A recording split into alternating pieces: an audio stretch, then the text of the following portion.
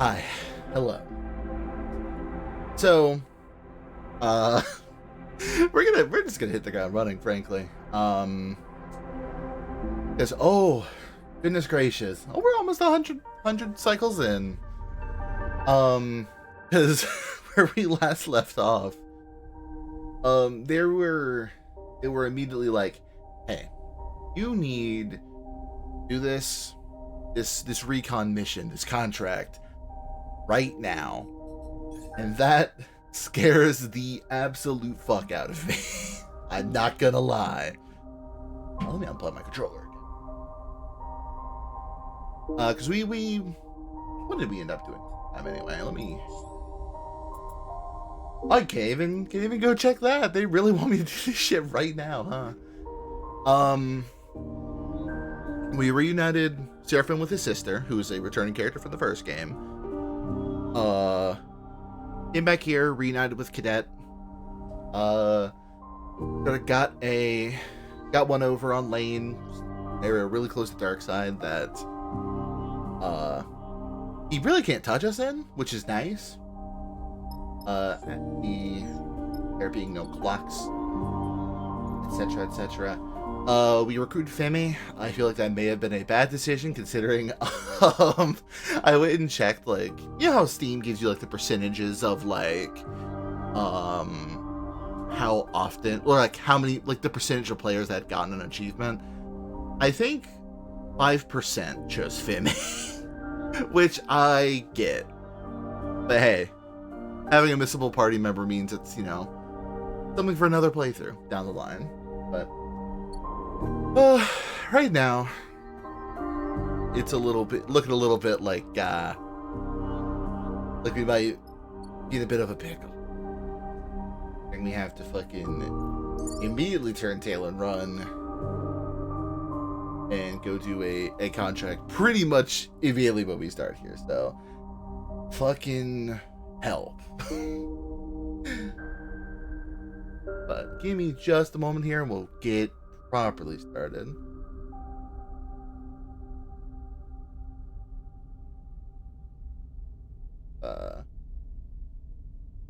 Okie doke. Let's do it to it, I guess. Only gonna lose 3 fuel because Darkside is right here. Marco has a friend who will get you and your crew on a freighter headed to Darkside. Once you are there, you can investigate Utsubo and find a weakness. Find a weakness. Yes. Oh boy. I forgot that we're so stacked for people. I forgot Cadet's here now. I forgot. No, we're kind of great because Cadet's technically with us till we do. Her, like, arrive. Which I feel like investigating Hexport's probably going to be an in-game thing. Fraction ship also probably an in-game thing. Everything that's major, I'm like, that could be like the end of the game right there, really. Yeah, reconning Darkside is what I'm currently doing. Back that. What the fuck?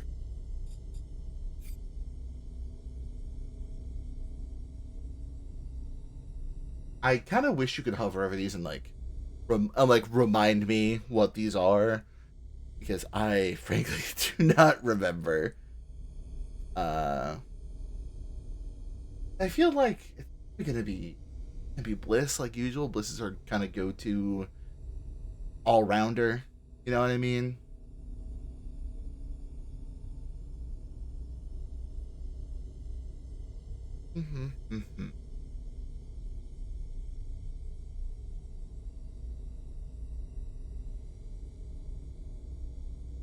Or maybe Junie. Maybe Junie. We haven't had Junie on a contract in a good bit. Let's just do it and see how the cards play out. Raider hangs over the ragged shipyard as the rig idles in the dock. Your eyes trace the fuel line sticking up to its underside where they disappear into the dark. From the pilot's console breaks the silence. Marco's signal. This is it, Sleeper. Griffin settles back from the controls of the rig. He looks over his shoulder at you. Better get going. this goes wrong, I'm blaming you is a fucked up answer. Just don't get too bored. I'll do my best, Seraphim smirks. Hope they have something to drink in the yard. I toward the back of the cockpit. Seraphim clears his throat. Don't do anything reckless, alright? Considering how every other contract has gone in this game, I'm really not certain how possible that'll be. Hi, Marco. Go gear swapped out for a plain set of overalls that you imagine are borrowed from the freighter crew. Ready to go, sleeper? The crew we're replacing are already in the yard, so the sooner we get on board, the better. How are you feeling? Concerned. Fair, but no need to be. This is the simple part. Pat you on the shoulder as you cross into the airlock. Airlock cycles and Marco leads you through the yard. Leads you into the yard. Excuse me. Through a series of shadowy passages that connect. Hi, Danny. That connect the two docking bridges. Now's the time, sleeper. Marco says you work your way through. Any questions, any concerns, speak up now. Yeah, we had to pass any checks for one. A shrug is not the answer I was looking for, buddy. Come on, man. There's a known ship to Uzo. It makes this run on a regular basis. They have no reason to suspect it.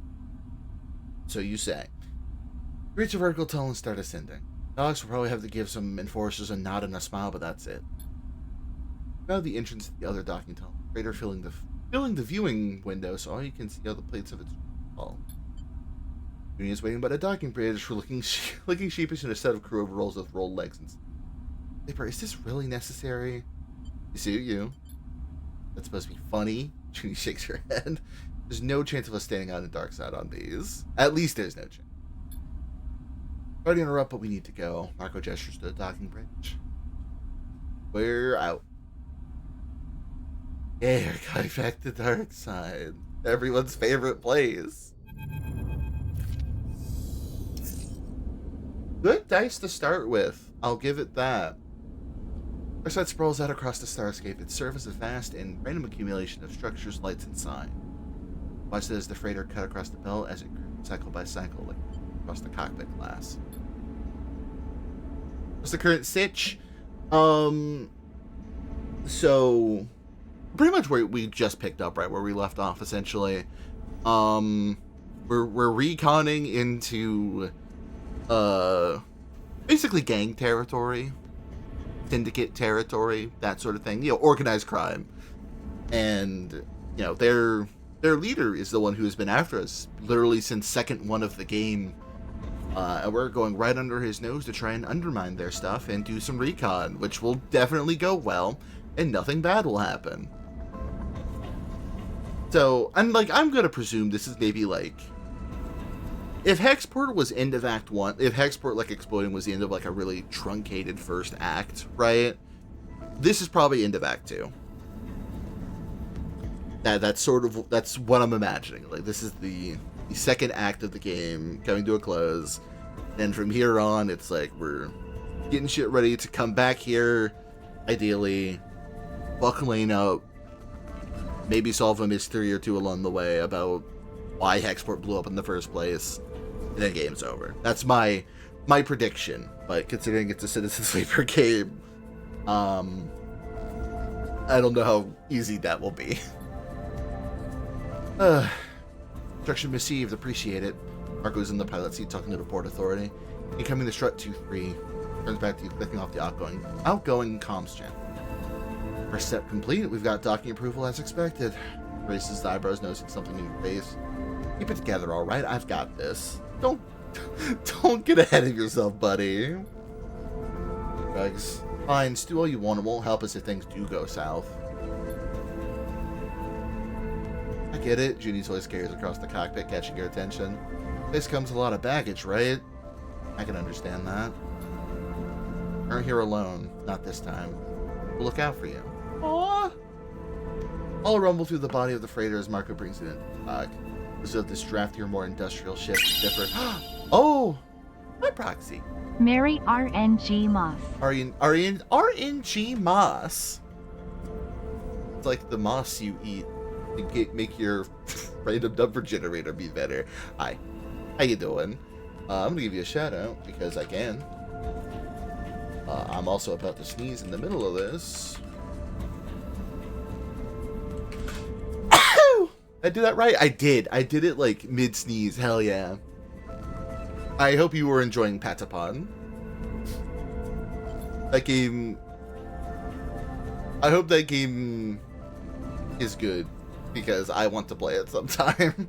Maybe not for stream. Honestly, I think... I'm thinking of like other games that are on like my backlog bingo for the year, right? And I'm like, I see one, like the one rhythm game that's on there, which is Mad Rat Dead. I'm like, I should stream that game. I think that would be a fun stream game.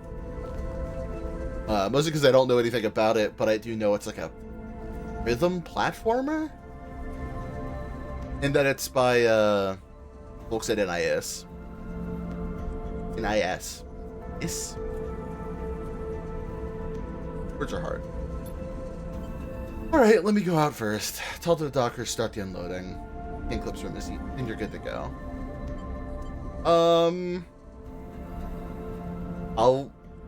I'll defer to you, man.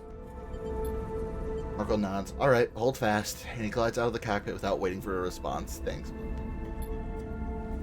Hold your nerve looking out at the fluttering light. Flickering lights at distant traffic. Airlock clunks open and close again. Time drags on. Turning your attention to the job ahead. Seeing it stretched out in front of you, Darkside seems impossibly vast. Too vast to find a specific person. But just to find a type of person, someone unhappy with Utsubo's gains, ready to risk their life to change the place and push to a point of desperation and anger, that might be a lot more doable. First, you must understand Utsubo, see how they run this place, where they meet, what they talk about, find where Utsubo is weak, find where they can be broken. Think about the pressure that might be applied, not just by you, but by all of Darkside. You're tapping in the corner and see Junie with her deck out on her lap, fingers dancing over the keys. She looks hard at work, focused. What are you doing? Me? Oh. Junie reflexively shuts off the screen as if it was showing something illicit. Nothing, just a project of mine. Sorry. He pauses, sighs, and turns the deck back on, rotating its clip on screen. It's a large key in a four-legged shape appears, drawn in simple lines, its tail twitching as it... Close me relax. She glances at the screen, coding its behavior. He watches as the cat lifts a paw and bats at the handful of pictures. A fly? Junie switches the deck off again. Killer poutines arriving? Fuck yes. I'll stay focused on the job, won't happen again. Looks down, clearly embarrassed. That shit's cute as hell. Laughs a little. Yeah, I guess it is. I like her. Airlock cycles once more, and moments later, Marco's in the cockpit, sweat beading on his brow. It takes a moment, his mood uncharacteristically flustered. Dude, we just got here, you don't need to be flustered. Well, I bent the truth a little back there, but I think we're good. Look, it's not that I don't trust him. It's literally not that I don't trust him. It's just that I have played tabletop games before. And I don't trust this type of scenario one bit. I feel like this is going to break bad quickly. It's going to break bad very difficult. Very hard. Luckily, I've had a lot of practice lying to dock workers. He gives you a wink. We'll begin unloading later this cycle, and they won't be in a rush. We have our time as promised.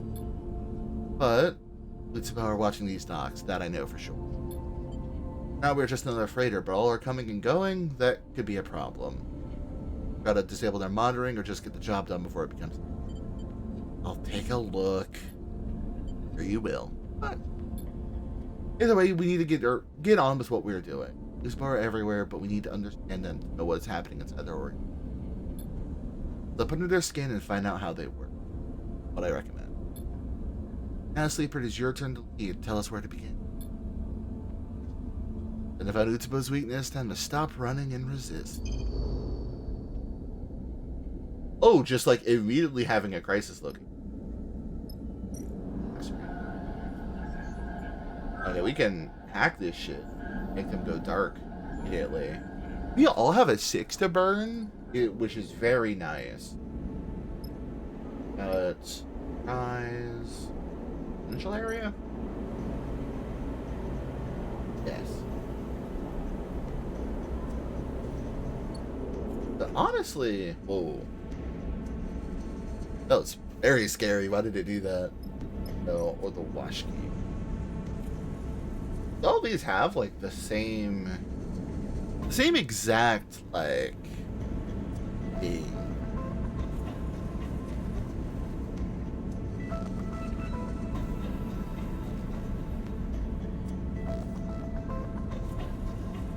Well, I think this one probably will be good. Can't fail this one. Positive, okay. Hopefully a 25% negative chance will not hit. Thank you. So probably just have activate one and have 100% positive, and we'll be halfway done. And Junie, I think you can do that, and we'll be good.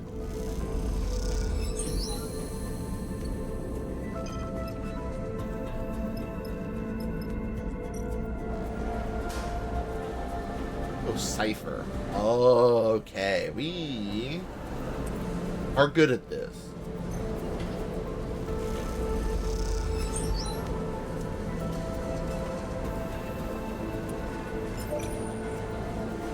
Alright, Junie, we know you don't have a... You can't really see it, but she only has a 4 capacity for stress. So, praying for a good result here. Okay, cool. These are at least only risky. Oh, but that makes the Utsuba stress go up too. Fuck. Oh, that's really bad. Shit. Honestly, I don't even want to try with that. This is in the day, man. I just hope we get good dice again tomorrow. Dice? Ooh. Oh, baby. Honestly, we go into danger. And then we'll be done here. Let's go. Leave Darkest Wrath with an Utsubo passkey in hand, sure to get you inside one of their safe houses. Now the trick is to find one. Make your way through the docks, head down into dark passageways. Sleeper? Junie's voice cuts through the hiss of the air cyclers. Marco's gone. Up in the Darkside passageway, you were drifting down a quiet connection between two thoroughfares. Dance around at the loose bundles of wires and stained metal plates. Seemed like a safe place to talk. You just left. Junie looks nervously down at her feet. Eddie had something you wanted to do and left. That was it. I was for a moment unsure how to react. What's going on? I don't know, Sleeper. I don't really know Marco. I thought you and Seraphin... This isn't good, is it? Take a moment. No need to panic. Marco brought you here. He'll get you out. Look down the corridor towards a busier, wider passage where people drive by. You need to deal with something, then, well, he needed to deal with something, but you sure as hell wish he'd given you a warning. You're veiled and now short-handed. This job is going from bad to worse.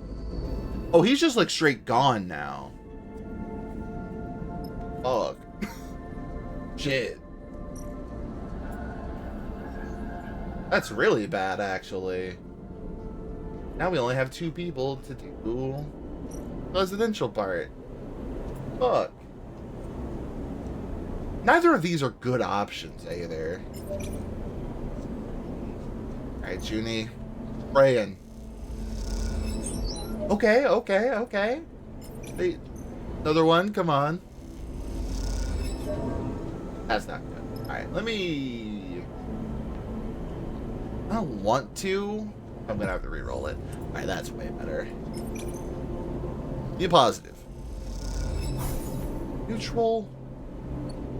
That gave me a fucking stress too. Fuck this shit. Alright. Okay, 3.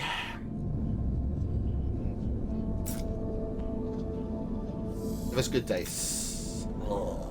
Yeah, well, Junie's got 2. At least.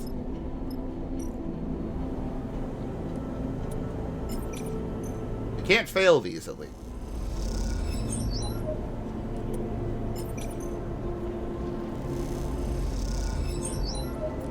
I just gotta hope that these next 2 or 3 are positive.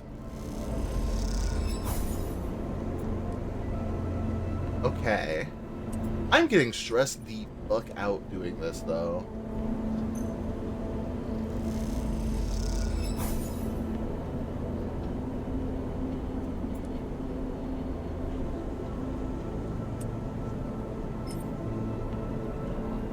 This is bad. This is really bad. Because I don't want to risk... Fuck, I really don't want to risk.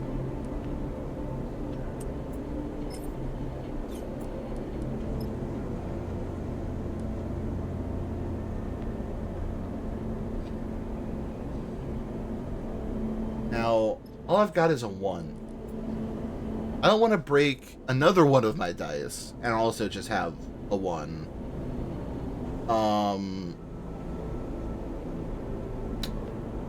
Fuck me.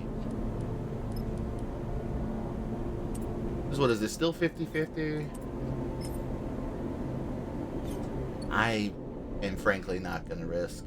I don't want to do another stress to re-roll that die either.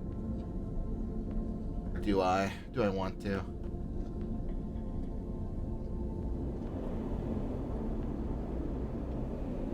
It might save us, I guess, but... Well, regardless... Ooh.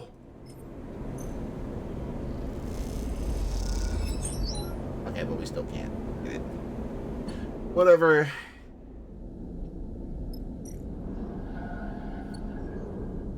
Honestly, we probably could have made them go dark, but... I'd rather safe than sorry. Okay. We're good, I think. I'll let Junie... I want to save my dice, I think. Junie... Yeah. And then we're done. You still got stress for that somehow? Oh, because you got neutral. Conceal entry, conceal entry. So we've got the cipher. Fucking get in there.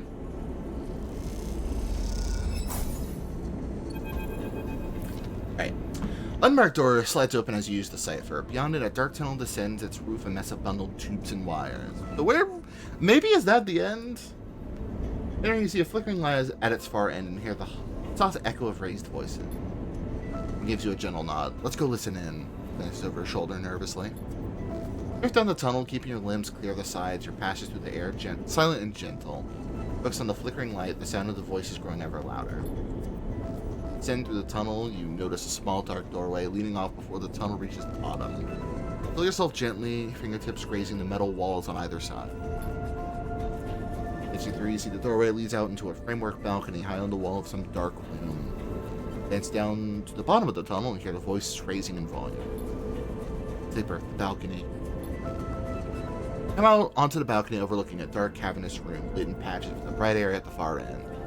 Filled with people, Utsubo enforcers and members all facing forward, floating bodies silhouetted by the pool of bright light ahead. In that bright pool, two figures are arguing. On the edge of the balcony, a feeling of safety granted you by both your elevation and the cover of darkness. Though the entire room has its attention focused on the two figures in the pool of light, watching the audience keep into the dark perimeter as if they were observing a piece of theater. Ooh, I like this. I like this guy's design. Big, McStrong, huge. These are my territories. You need to withdraw. One figure, their features hard to define, the pool of light gestures at the other. There's no discussion to be had. Also great. Fucking... Oh, man. The posing on this, too, with, like, the floating, like, what appears to be, like, the floating butterfly knife is fucking awesome. The figure laughs. You're pathetic, Orin. The Washgate is a joke, like you. Turns to the crowd and you see dark hair, dark eyes, and a smile like a slate. Dark-haired figure just the gathered crowd. Orin makes nothing from the Washgate. All that freight, and he lets it slip by while he soaks up bribes. Hearing echoes around the crowd. He's stealing from you all. Daichi, piece of shit. Orin spits, a glinting orb zipping past the other man. You have no respect. The other crowd enter the light, gathering behind one figure or the other. Barely more than an enforcer and already dictating terms. Had any idea what was happening in the passages, you know we've been facing sabotage and resistance across the Washgate. Utsubo's control was under question. Sabotage and resistance? You can lock the remark in your mind. Those are the people you have to find. Then she smirks in response. I still know how it is in the passages, but you are getting soft, Orin. Dances around. You can't deal with some angry shop owner. Then you show up his mocking laugh. Easy to mock, but they are organized and close to rooting out their meeting places. Wouldn't know where to start looking. You say so, old man. And it's only a matter of time before someone ambitious notices how weak you've become. Then she draws a finger across his throat with her chin. The room erupts and shouts. God, this is so vivid that it's just like these two guys arguing in like this pool of light, like around fucking everywhere.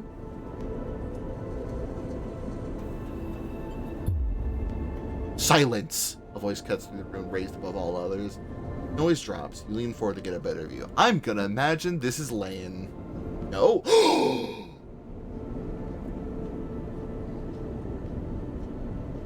Oh no. Ankita. Returning character from the first game. Hello. I didn't know you would get into organized crime, girl. Woman holds her muscled arms in the air, a wide, strong posture of control, not surrender. Both of you.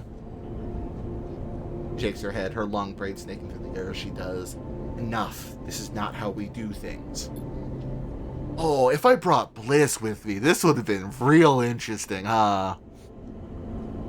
Chaos is replaced by a disgruntled murmuring, no one voice willing to rise above the murmur. Then she floats to one side, arms coolly folded, while Orin fumes opposite him, his hands in tight fists. This is how the Starward Ward conducts its business? Starward Ward is such a hard phrase to say. Ward. She shoots hard looks around the room. Animals fighting over scraps. Akita, or an eyes Daichi speaks. Daichi's the one disrespecting the leadership and the trust they have placed in. I said enough. This does not impress me, Orin. And neither does your petulance, Daichi. What's who you're calling weak, Ankita? You may be Lane's... Oh, she's Lane's favorite! No! You may be Lane's favorite, but I have something that will change all. Bring him. Don't be Marco. Figure is dragged onto the circle of light, their head low, a greasy tangle of dark hair drifting over her face. Lift their hand and slick it back out of their eye. Son of a bitch! No! Marco, Junie hisses from beside you as Marco's pale face catches the light gleaming. This one here has a very interesting story to share with us all. You are all aware of the bounty Lane has put on the head of a very valuable escaped sleeper and their accomplice. Marco here tells me, calls out Marco, whose eyes are fixed forward, squinting into the light. That same sleeper is right now on a freighter more than the Watchgate box. Fucking asshole. Ripple runs through the gathered crowd, a reflection of the value of this info. Wonder how much cryo is on your and Seraphin's heads. Looking into Marco's eyes, attempting to see any indication of what this might be. Desperate bid to save himself or a betrayal of everything you agreed upon. That stare reveals nothing. Now, Lane himself will be returning in 3 cycles. Imagine how pleased he'll be. Sleeper to it. Days? I don't have supplies for that long. Akita stares at Orin. You had no business keeping this from me, she folds her arm. I'll be the one to bring the sleeper in. The fast, Ankita. Orin turns to the guy of the crowd. First you to bring me the sleeper will be given a share of Watchgate. That includes you, Daichi. Crowd erupts into shouts and movements. The Utsubo members suddenly up and moving toward the doors. Push yourself into the corner of the balcony, tucking yourself into the shadows as you hear the tunnel filling with voices. You shout and scuffle, and you fear that any moment you'll be discovered, but as time passes, the noise subsides. Only open your eyes when the sound disappears altogether. The Utsubo members on the way to your freighter. Freighter that is supposed to take you off Darkside. Feel the panic rising. Trapped here once more. Sleeper, we need to get out of here. It's too dangerous. Yeah, I could. Yeah. So what? That took 30 minutes to go incredibly badly. About what I expected. Maybe a little shorter. I was like, okay, I'll give it like 40 minutes.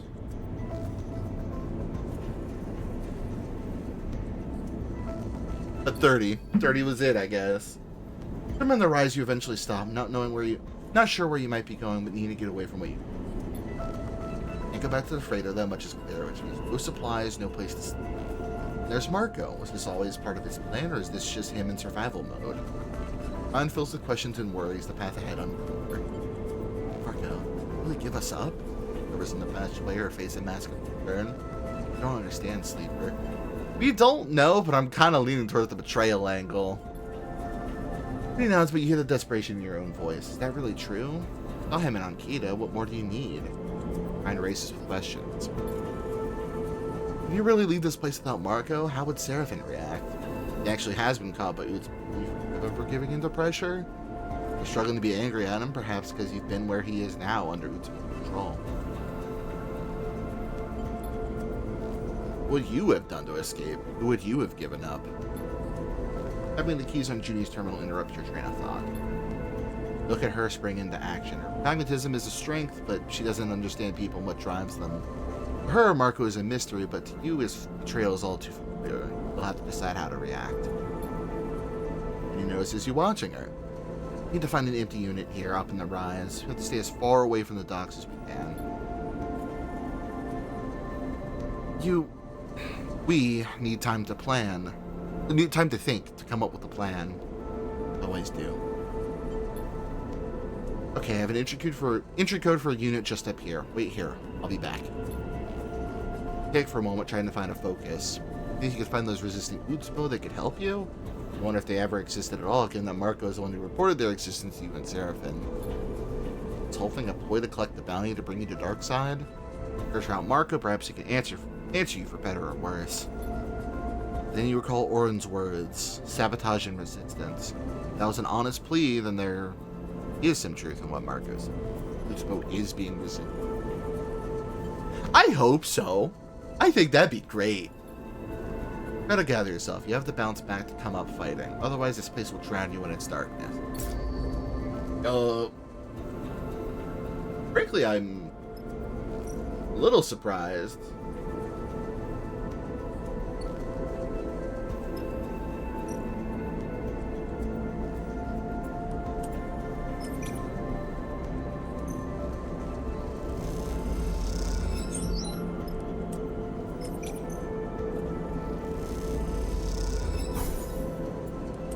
Come on. Neutral. Neutral. Half and half. Neutral. Fuck.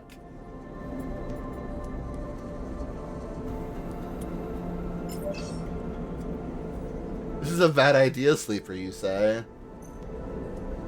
Come on. Fuck. This is very bad.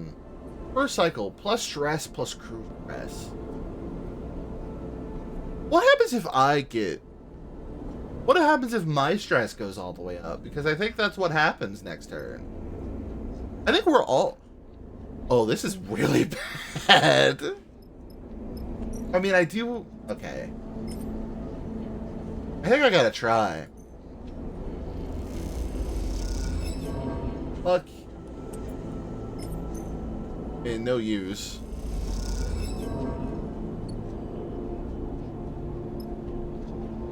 Well, fuck.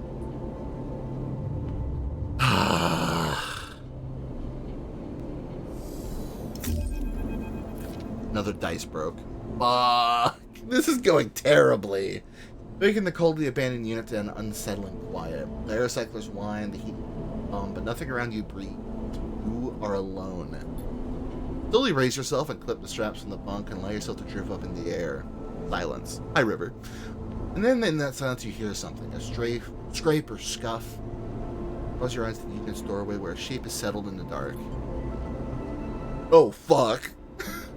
You couldn't have gone far. Ankita shifts to fill the doorway. Rush her.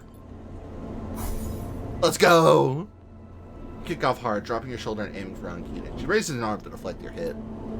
As you slam into her, Ankita reels back and then spins, wrapping you with both arms and using your momentum to whip you around and bundle you back into the unit. Just calm yourself. Ankita holds up both hands. Let's not cause too much damage. Raises an eyebrow. Can I come in? She goes to the doorway. We don't need any extra attention right now. Can't give me the lane, bitch. Look, just shut up and listen. Leah drops her voice, pushing everything by coming up here. She hisses. I don't make this any harder than it is. What you need to know is this. I am on your side. Okay. I want Darkside for you just like you, and I hate Lane just as much. He just sighs. I just have different methods, that's all. Remembering from from the first game, yeah, different methods is right. You might say better methods, given how well your visit's gone. Ingratiate yourself to me. Why should I trust? I'm the only person who can get you off Darkside, so you better listen. Take me more cycles than you would believe to get this deep into Utsubo, and I'm not about to give it up for one escapee. The Lane doesn't usually run all across the belt chasing a loon, even a.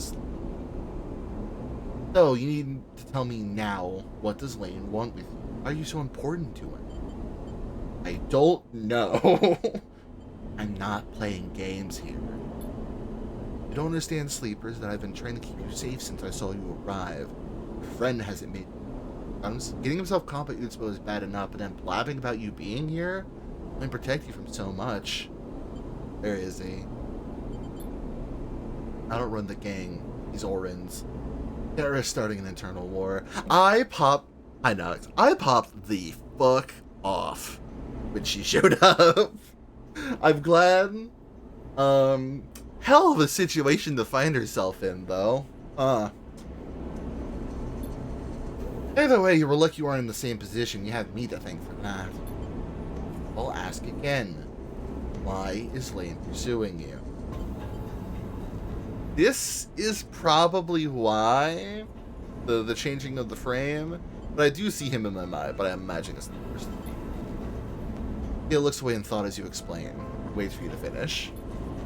None of it makes any sense. No way I'm letting Lane get his prize, not until we understand more. I can get you out, but I need a couple of cycles. I need you for me. Girl, I have 2 whole dice to my name that aren't broken. I have no supplies. My crew is stressed as fuck. You need to take this with you, off station. Produce the thumbnail, Draven holds it up. It's everything I've managed to scrape from within Utsubo. Your challenging Lane is on here, I know it. Take it to Oliveira. So your Darkside run is also going to shit, I see. I got very close to it being good, and then all my dice just kinda sucked the stress out of me. Take it to Oliveira. She's tucked away in a crater in the shoals that mask the free field beyond the hollow. Give it to Carmon, no one else. You press the drive into your palm and close your hand around it. No one but Carmon, you understand? Lane's rise has been cruel. He has spilled too much blood. When I'm ready, I will make him pay for that. Carmon needs to analyze what I've got on him and the right place and moment to strike. Ah, damn you! Fuck. I knew a sleeper once and I should have trusted them. Fuck. Ah. Fucking giving the bird fucking 2 middle fingers right now. Give the game, rather. Fuck you, writer. Fuck you, writers. Hurting me. Ah.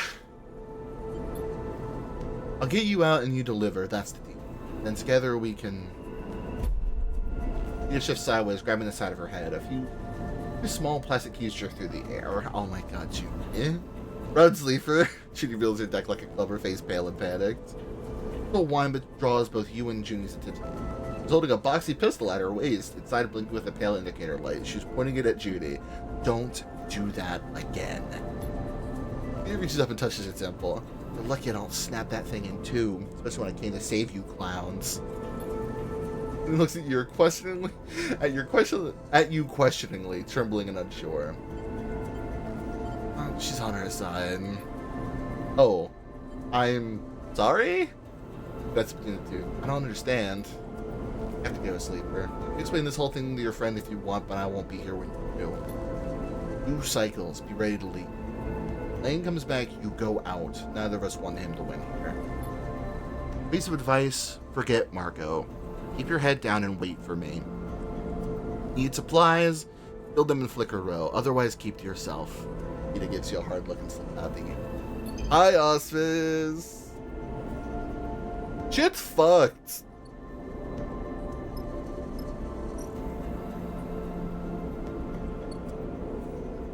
And Junie can't do shit. I can't do shit. Fucking these fucking supplies.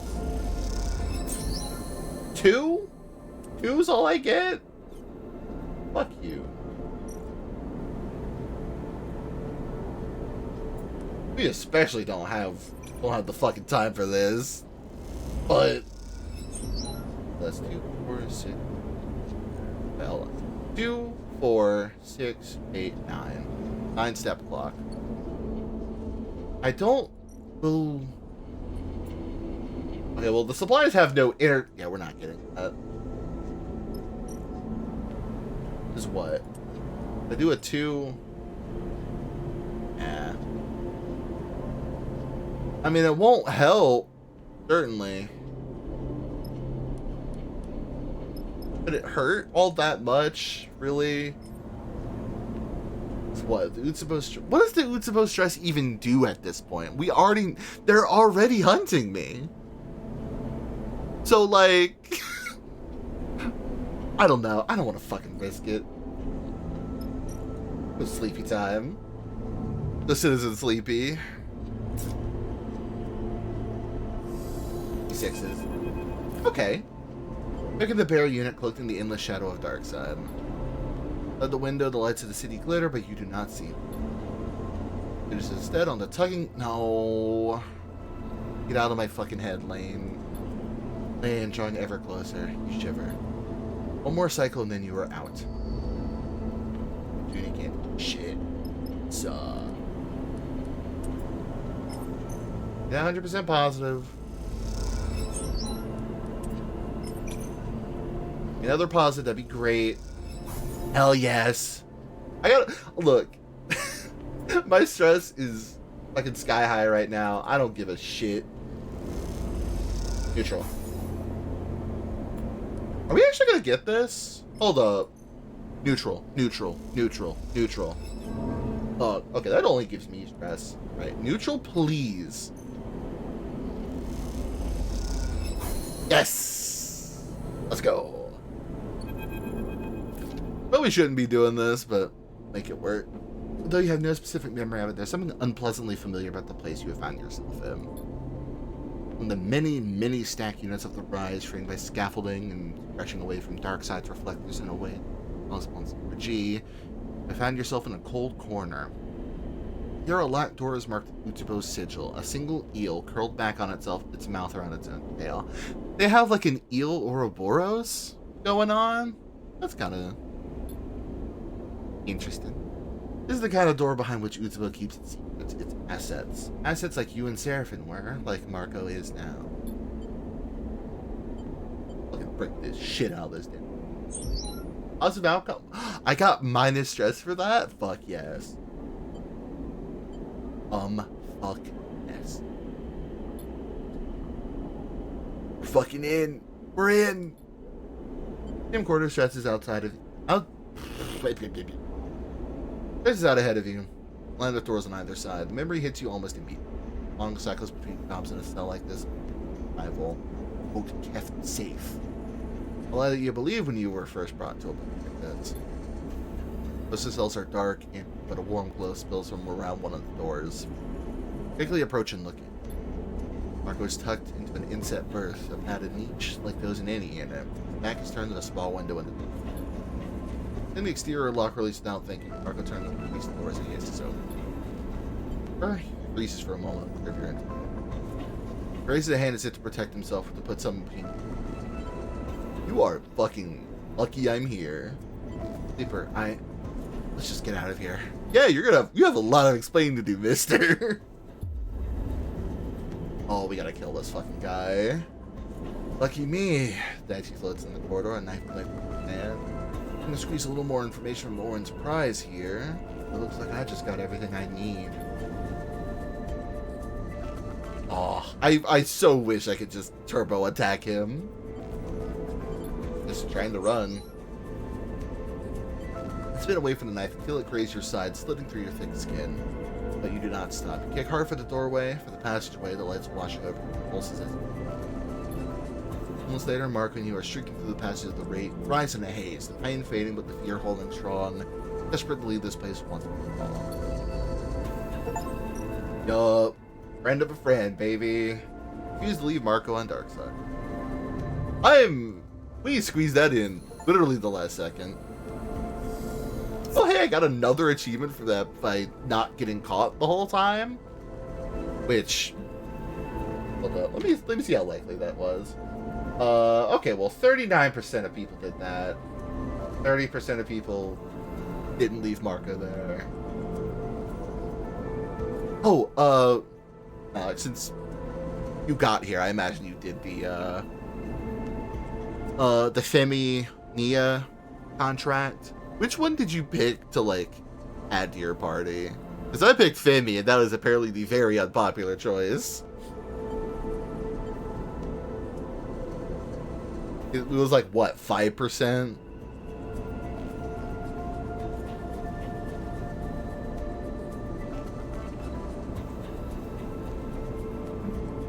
Because I saw the achievement pop up and it had like the little like gold border, like the glowy border around it, and I was like, oh no. I'm like, Nia's nice and all, but like I remember her, you know, being very similar to me in terms of like skills and stuff. And I'm like, I don't need another one of these.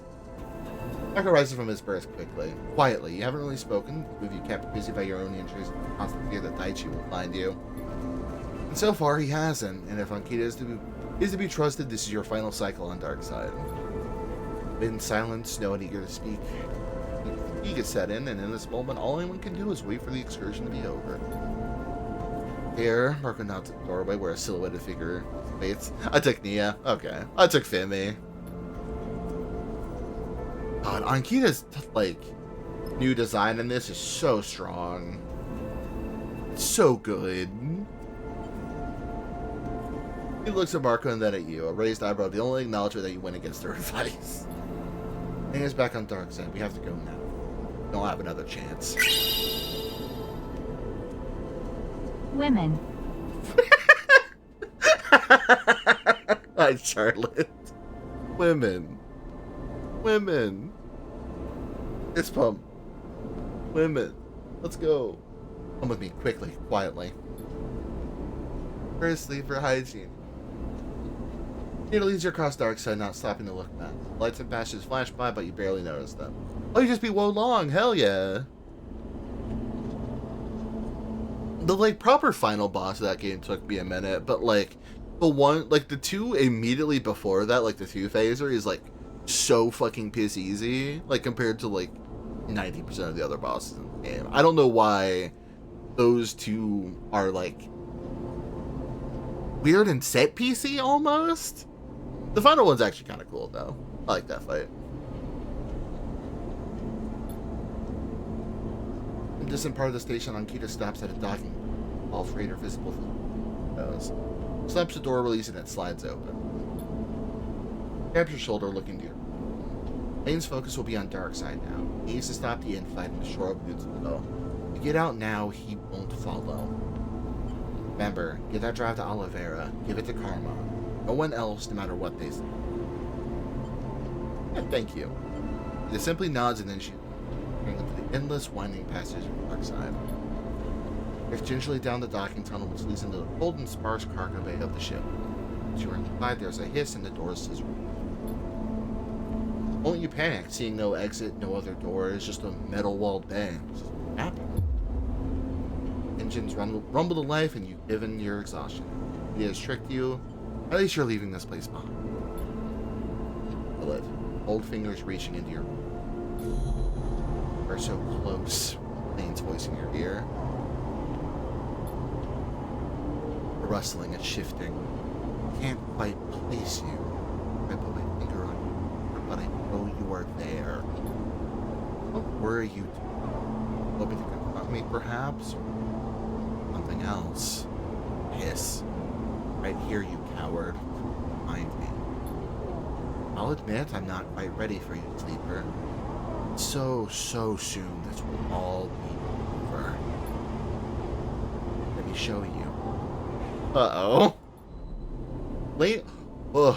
Lane is in the bay of the freighter, the pull of constant acceleration and comforting pressure against the Lane look... Oh.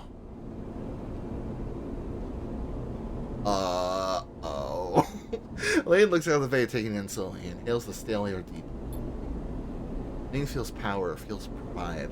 A sense of control over another excites him. Fire. He lifts his right hand and turns in the air, flexing his fingers in a satisfying wave. Hiya, thought. Something flickers at the corner of your vision for a moment. You strain to turn Lane's head. It does not turn, but you swear you see a figure there in the bay with you. Once its mouth is as big, scream, and it is gone. All grows on Lane's face, a spreading tightness that has its own pulse. He raises one hand and uses it to grip the smallest finger of the other. A pause, and then a sudden jerk. This motherfucker has to die now. We gotta get back in there ASAP and just fucking kill him. This dude sucks. Lane snaps the finger back against your joint. His pain is instant as is yours. It burns your vision away. The white hot blindness has faded. You look out on those same metal walls. The same finger in your hand, and as you release it, you see their crooked shape as bended. A shiver runs through you as you reach back into your own mind and see if any trace, any fragment of Lane remains there. With your hands on your face and push as if to push him from your head. It continues out on its starward arc, away from Darkside, away from Lane. You can't help but feel that some part of him is still there behind your eyes, can still be the pain of that snap finger. Fucking Christ. It's a long time before you're ready to discuss everything. Yeah, I can imagine. First, there's the journey to the yard, then disembarking from the freighter, and explaining to the waiting crew why their ship was impounded, something Mark offered 1,000 apologies for. Thankfully, the crew of the ship that brought you out of Darkside sent back Akita took the others aside and settled them. The promise of remuneration or the threat of violence, you aren't sure, but you expect they will leave together for Darkside. You best extend your encounter with Ankita to your crew, but the mention of her name sets off a significant reaction in Bliss. It seems the two have history, a relationship that fell apart. Bliss. Oh, Bliss, I'm so sorry. Bliss removes themselves from the conversation. Later on, you find them in the berth staring at the wall. Fuck. What happened between you two? My god. All the time you find yourself in a daze. Your skin hurts and your muscles don't feel yourself. Rest for a while, and as you do, conversations echo around you until you find yourself able to rise. Dipper, can we... Buddy. Can we speak a moment? Can we? Can we, buddy?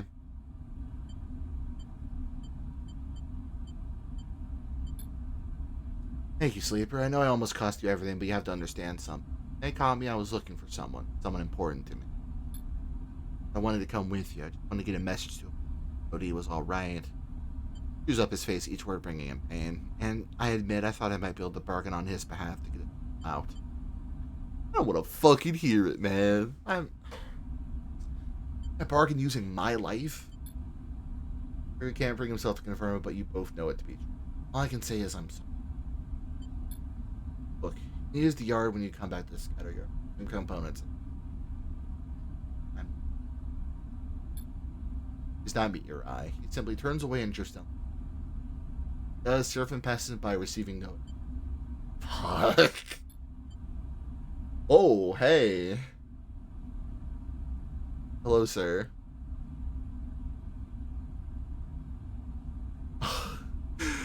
Oh, Seraphin, you are asking questions I don't know if you were prepared for the answers to, buddy. What happened out there, Sleeper? He felt it's there scratching his scarred arm, the protective sleeve he has been wearing. Our spindle finally oh, like, they're still... It's about fighting amongst I mean, it is true, right? Like, who am I? Me, the sleeper, the best judgment on that. Like, the internal dialogue said as much. Like, our character probably would have done the same shit, right? Like, if put in that same situation. So I can't like say much. You know what I mean? It's more fighting amongst themselves. Despite about the meeting you witnessed, the conflict between Orin and Daichi and Ankita's intervention. Ankita takes a little more effort, but you gotta remember everything that happened. Between Ankita's insistence that she was working against Darkside and how she got you off the station. And Utsubo itself is coming apart with Lane absent, and that draws his focus away from the two of you. Everyone waits till you have finished this to respond. So this Ankita got herself inside Utsubo. Raise an eyebrow. How's the game going so far? You know how in movies or plays or anything that has like a 3-act structure, you know how the end of Act 2 it's always the lowest point? Yeah. Game's great, very compelling, but shit is fucked right now. So Sankita got herself inside Utsubo just to try to break their grip on Darkside. Woo! Take some balls. In the drive, mention Oliveira, Carmon, and then hold the thumbnail drive, the one Akita entrusted to. Era. Heard of it maybe once or twice. Some backwater colony. Not a Carmon, though. On that thing. Something incriminating? Writing for who? Devin raised an eyebrow. He makes the law on Darkside. If they're going to lock him up for his cruelty, they would have done so already. Get it. Just deliver this little mystery drive and that's all? Is that what you want to do next? Oliveira, you've never even heard of it. Seems like the place to go if you want to help Ankita fight back against it. Look at the drive, and as you do, you can't help but feel you're being used, not for the first time. One thing I will say, Seraphim begins clearly thinking out loud. When I head back to Darkside, take on Lane, we're going to need to go on our ship this time. Some crews get spoof transponders, send out a signal matching another ship. I'm gonna get one fitted here, but that's something we need to look out for. Sure, you think? Go back to Darkside, where Lane waits. A shudder of fear runs through you. Think of the moment he slipped into your mind on the freighter. If you ever go back there, you'll know you'll need something to counteract him. You also recall Overseer's presence. Form holding its shape is to override your control. Perhaps Overseer has a way for you to resist his signal. Oi, oi, oi, oi, oi. Find worlds of possibilities and problems. Yeah, problems is putting it lightly. Is this really the right move to go back to the place that almost killed you twice to take Lane on? Seraphim looks expectantly. Thinking, sleeper. 1. What if we leave the system? Seraphim pauses. Want to run?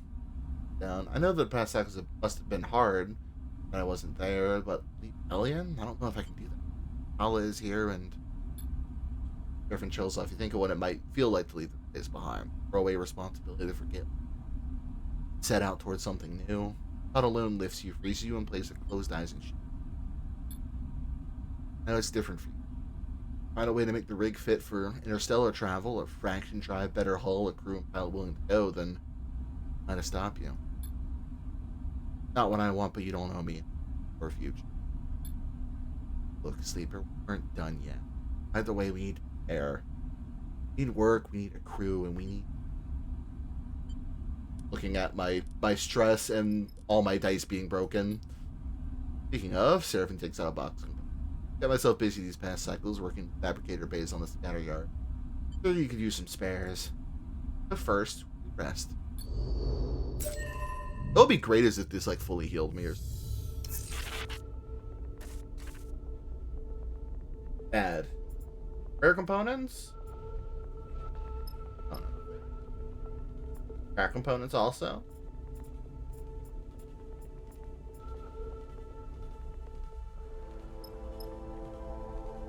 Shit's just fucked right now, man. Alright. We... I need food. Bad. For one. Alright. Base repair. Bop. Nice repair again. Ah.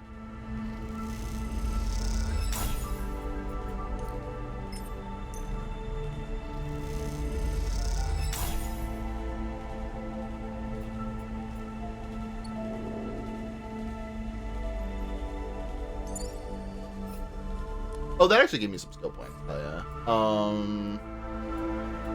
Let's start saving up for more actual skill stuff in here, I think. First, eat a food.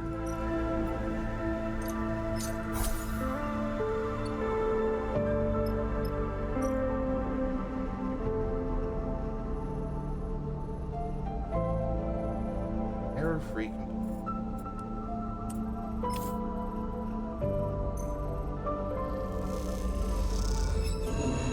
No. Do it again. It's fine. These are safe. I'm gonna waste all my face doing this anyway. No. Be neutral at least. Come on. Oh my god.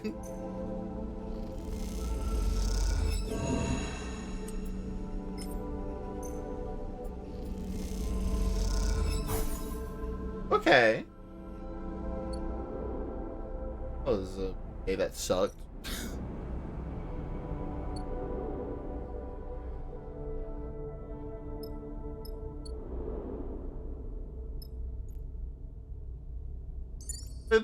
Maybe let's set people to get cryo, because I feel like we've got money to fill up on fuel and supply. But...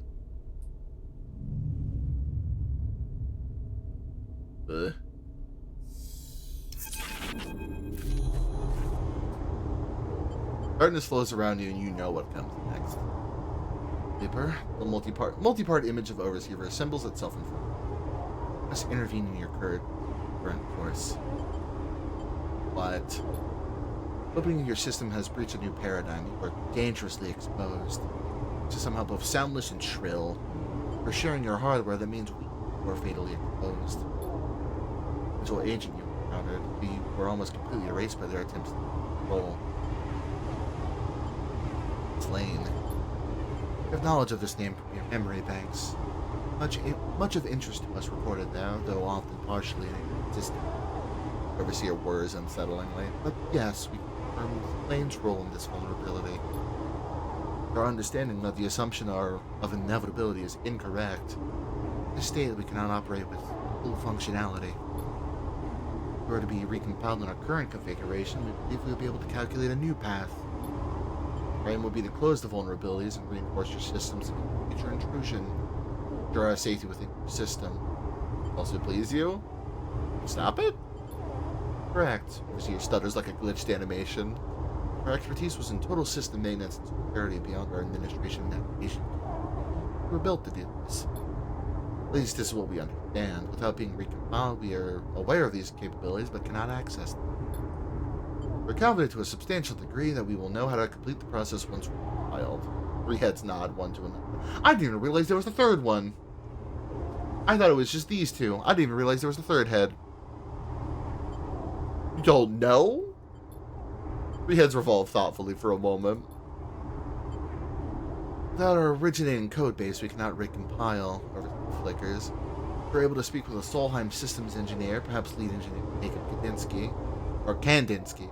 Perhaps we can acquire it? The head stare at you expectantly like three partially decomposed puppies. really funny phrasing on that. Solheim is gone. Yes. Of course. We were, of course, aware of this. The fragmented program itself, its systems stable and broken. Realize it is far worse off than you, and its collapse is almost inevitable. How could it possibly save you? Is a difficulty. Overseer flicks between poses. All code bases are held in centralized Solheim facilities. They are Station A1, Con Channel Operations Center, and the control center of the HAPPEP, or Helion Asteroid Belt Photovoltaic Extraction Project. Overseer smiles helpfully. HAPPEP at Darkside? Overseer merely latches onto the thought. Based on your memory banks, we believe so. Correct. It occurs to you that this entire conversation is happening within your head. It is an unsettling feeling.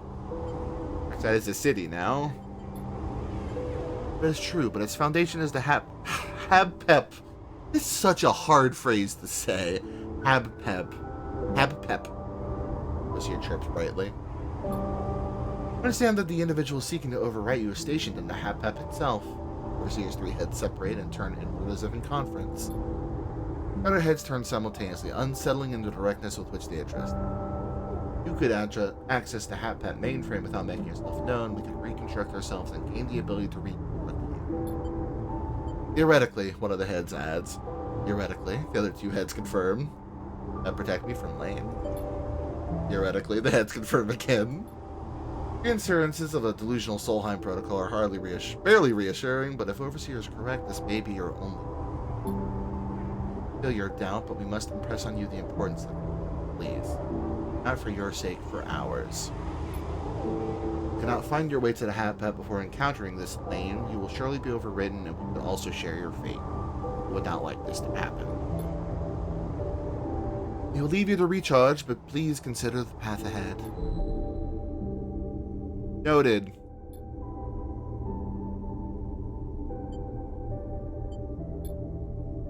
Oh, I do feel for Overseer. I think Overseer is a very interesting horse. Yep. We gotta go back to Darkside at some point. Okay. Where? Oh, Oliveira. The Hollow. Oliveira is here? So I guess.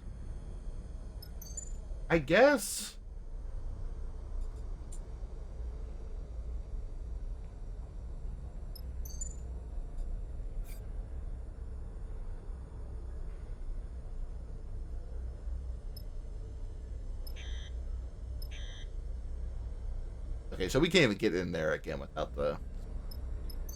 I guess, like, Hollow, Greenbelt, Hollow again, then Oliveira? Can't go there direct. Got no active contracts anyway. So the Hollow is... Uchan. Export, we need to get to Darkside. Rig. I don't know about this repainting the rig thing. Because I'm like, I actually don't know how important this is or how much fuel economy this would fucking, use for me. I don't know where these all are. Is there one on, like, every planet, I wonder? Or every location? They are not all planet. I'll look this up, actually. I know I probably shouldn't, but I'm going to, because I want to know. Okay, so, Manchuria. Our Spindle, Greenbelt, and the Hollow. So we're going to... I mean, we could probably... Okay, map. Greenbelt, already on the way there. Hollow, also on the way there. Our Spindle. Or we could just kind of, like, make our way back. And then go here. Have that be one of our last things we do, maybe.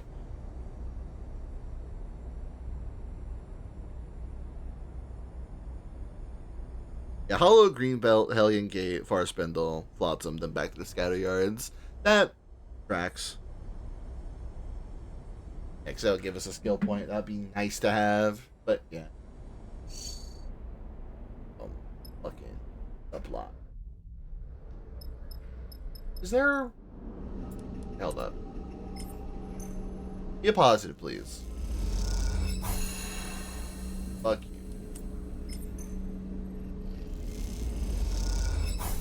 I do love that this is, like, free. Okay, give me at least a pop. Be nice to me.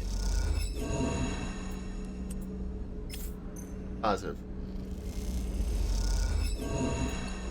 Fuck yourself. Where I can buy stuff. Is there anywhere I can, like, work? Like, literally anything here? No. The answer to that is Or I could work there. Or I can serve.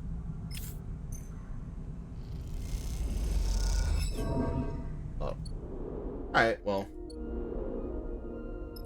Maybe with all of our dice back, we'll have good dice again. That'd be great. I would love to have good dice again.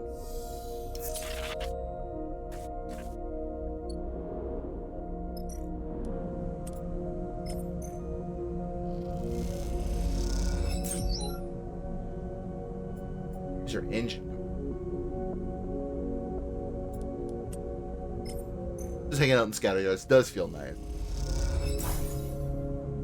A scrap component? Hey, hey, hey.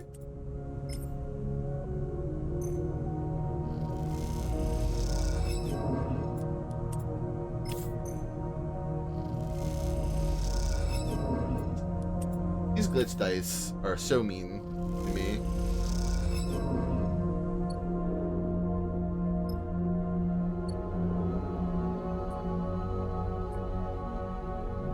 Staying around and like just kind of spinning our wheels for a minute and trying to. That's much better. Those are good. Shit that I can't fail. My favorite.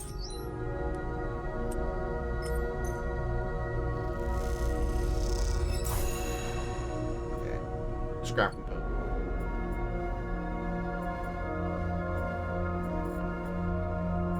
Fine. Food.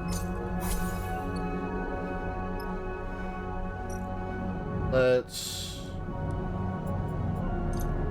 fill our fuel up.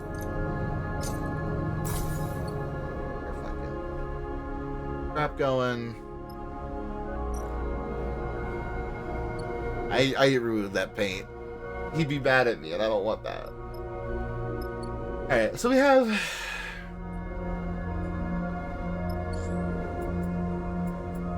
Let's go to the hollow. Boy.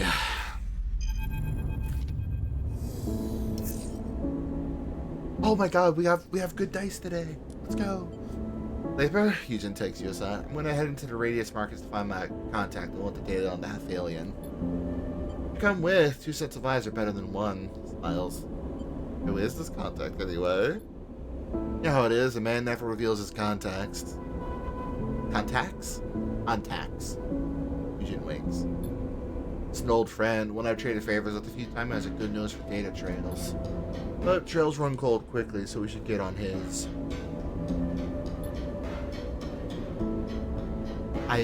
Whenever Eugen is confident, I'm a little scared.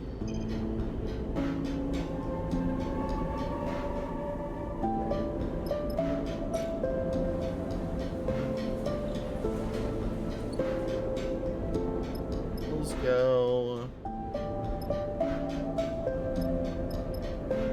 Various markets.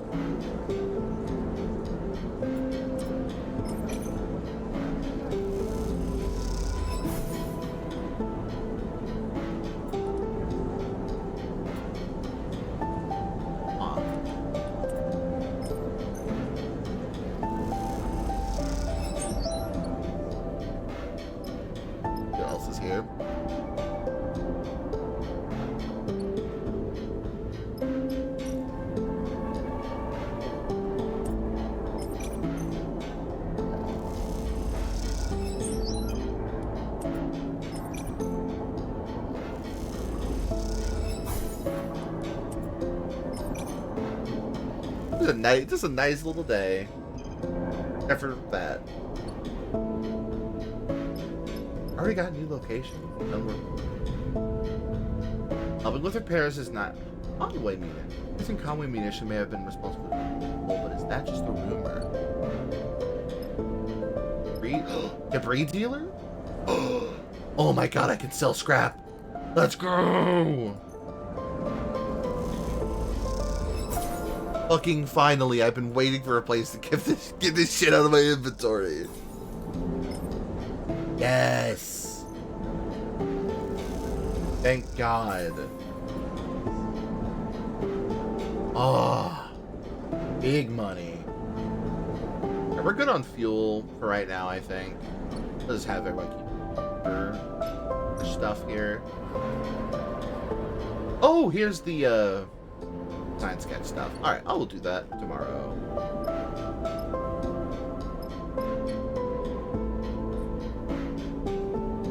Keep getting more money, more money.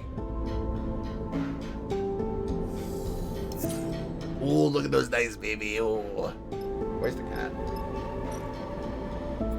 Cat.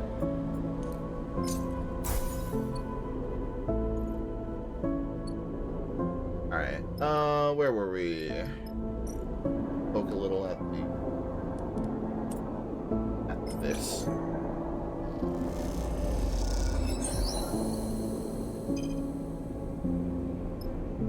Signal ship data scavenger. Ooh. Huh. Her collect signal. The signal ship must interface with the Hollow's decaying Solheimer. Sure. That's money. What's the interface? I'll waste my fucking energy, I guess. Stop. What is my problem with the dice today? Buy a meal.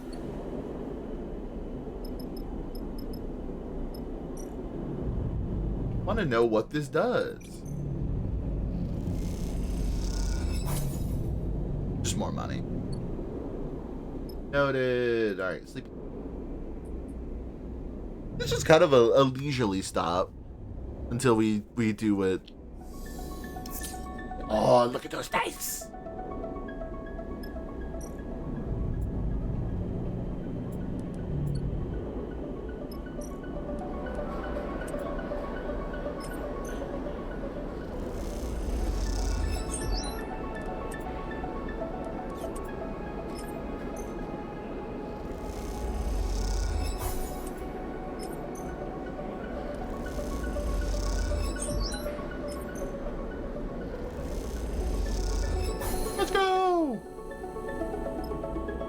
Alright, so now all we've got is the...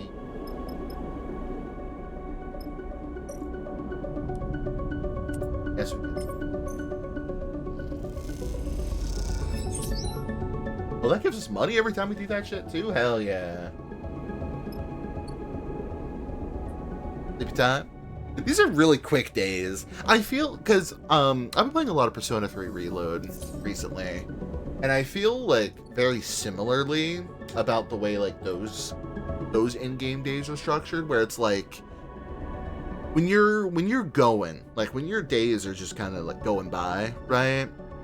You can just fucking blaze through like a couple days in like a couple minutes just because there's not shit to do in them, really. I think that's always fun.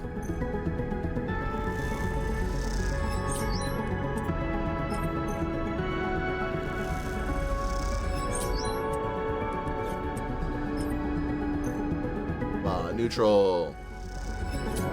Fuck.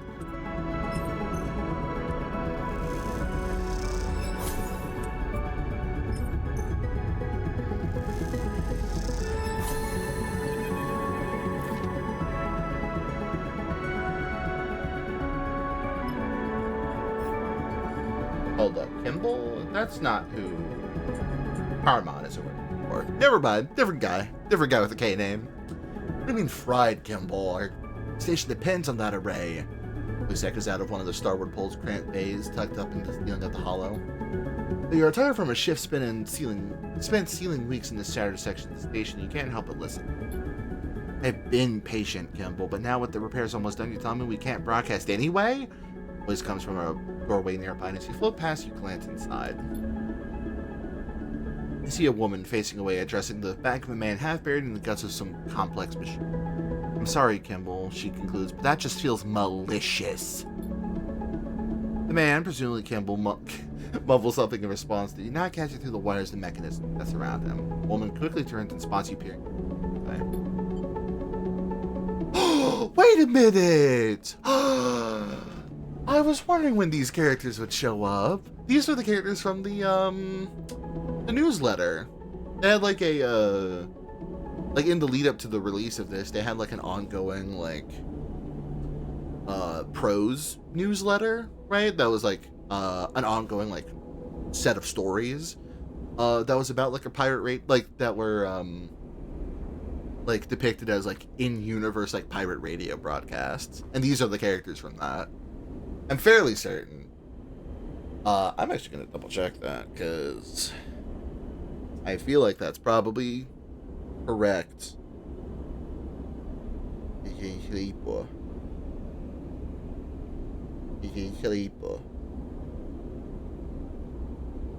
Yeah, the Helian dispatches. Yep, that is Cyrene Sabir, and Kimball is the person who helps her with this. I was wondering when y'all would show up. Happy to help. Cyrene looks over her shoulder at Kimball and then back at you. How do you feel about the war in the inner system? Corporate cruelty? Put it better myself. You know that Senate has already started shipbuilding in Cienza? Huh. On the Three Sisters in orbit around Ember. You haven't left the belt, have you? Your grunt from Kimball, his head still buried in the machine's innards, and it is unclear if it is in reference to what was said, or it's just the sound of repairs going poorly. We are the Helian Dispatches, the only pirate radio station in the Starward Belt. She lifts her chin proudly. Keep the system up to date on shifts in the system's power structures and the ongoing corporate war, all through the voices of the Hellion system's own resident. Kimball grunts again, and a shower of sparks bursts from the machine behind Cyrene. At least we did before our transmitter got fried.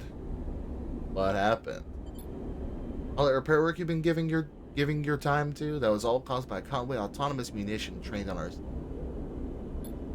Mumble comes from Kimball as he pushes a handful of wiring out of his way. I do know that for sure, Kimball. Why else would it come so deep into the belt to hit the hollow at our broadcast site? Kimball responds with a shrug. I love that you don't see his face nor hear anything he says because he's just that kind of a quiet guy. By the way, straight after that attack, we found our gear had been tampered with, sabotaged. Kimball grunts. Yes, Kimball, or just looted. Either way, we are now quiet, and when we are quiet, the war continues on. What do you need? Look, we need a new broadcast array, a better broadcast array. We don't quite have to where you get one, that's another problem. We're talking pre-collapse tech here. Not something we can just build ourselves. Kimball mutters something from the depths of the machine. Yeah, Holmes Rock isn't a bad idea. It used to be a relay station for Solheim, so it stands to reason to have arrays. Then there's the terminal there. Kimball's been bugging me to dig out some engine components for him to crack open and use in his repairs. God knows what kind of repairs you need those for, but that's what he says. Jane looks over her shoulder at Kimball, but receives no response. Though stare at his broad shoulders for a moment as a thin trail of smoke begins to emerge from the machine. Now, maybe we can do a little fundraising here on the Hollow. What we can get, we'll happily hand over. But I'm telling you now, it won't be a lot. I'll see what I can do. You'd appreciate it. Hell, the people at the Hellion system would appreciate it. And Kimball would appreciate it, too. Yes, Sarah and Kimball did our repairs, making note of the engine components and wideband array they'll need to get back on the air. Or until the job will be worth your time, but then again, someone as knowledgeable as Cyrene might be a useful asset. True!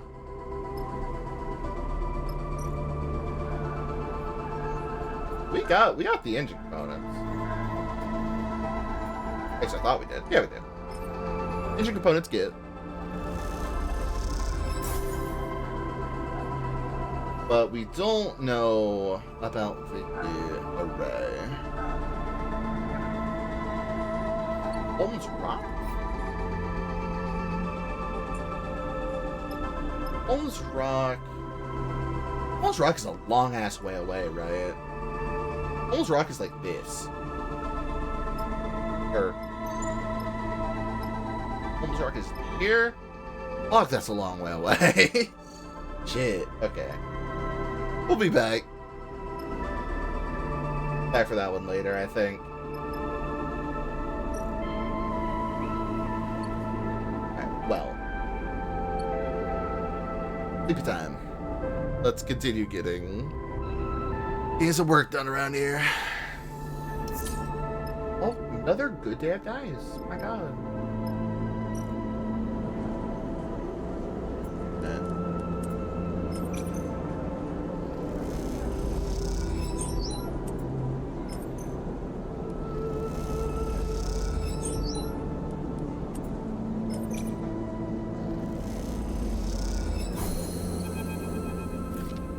Various markets surround you in Eugene. Much of the architecture of the Starward Vector is built on a Solheim foundation.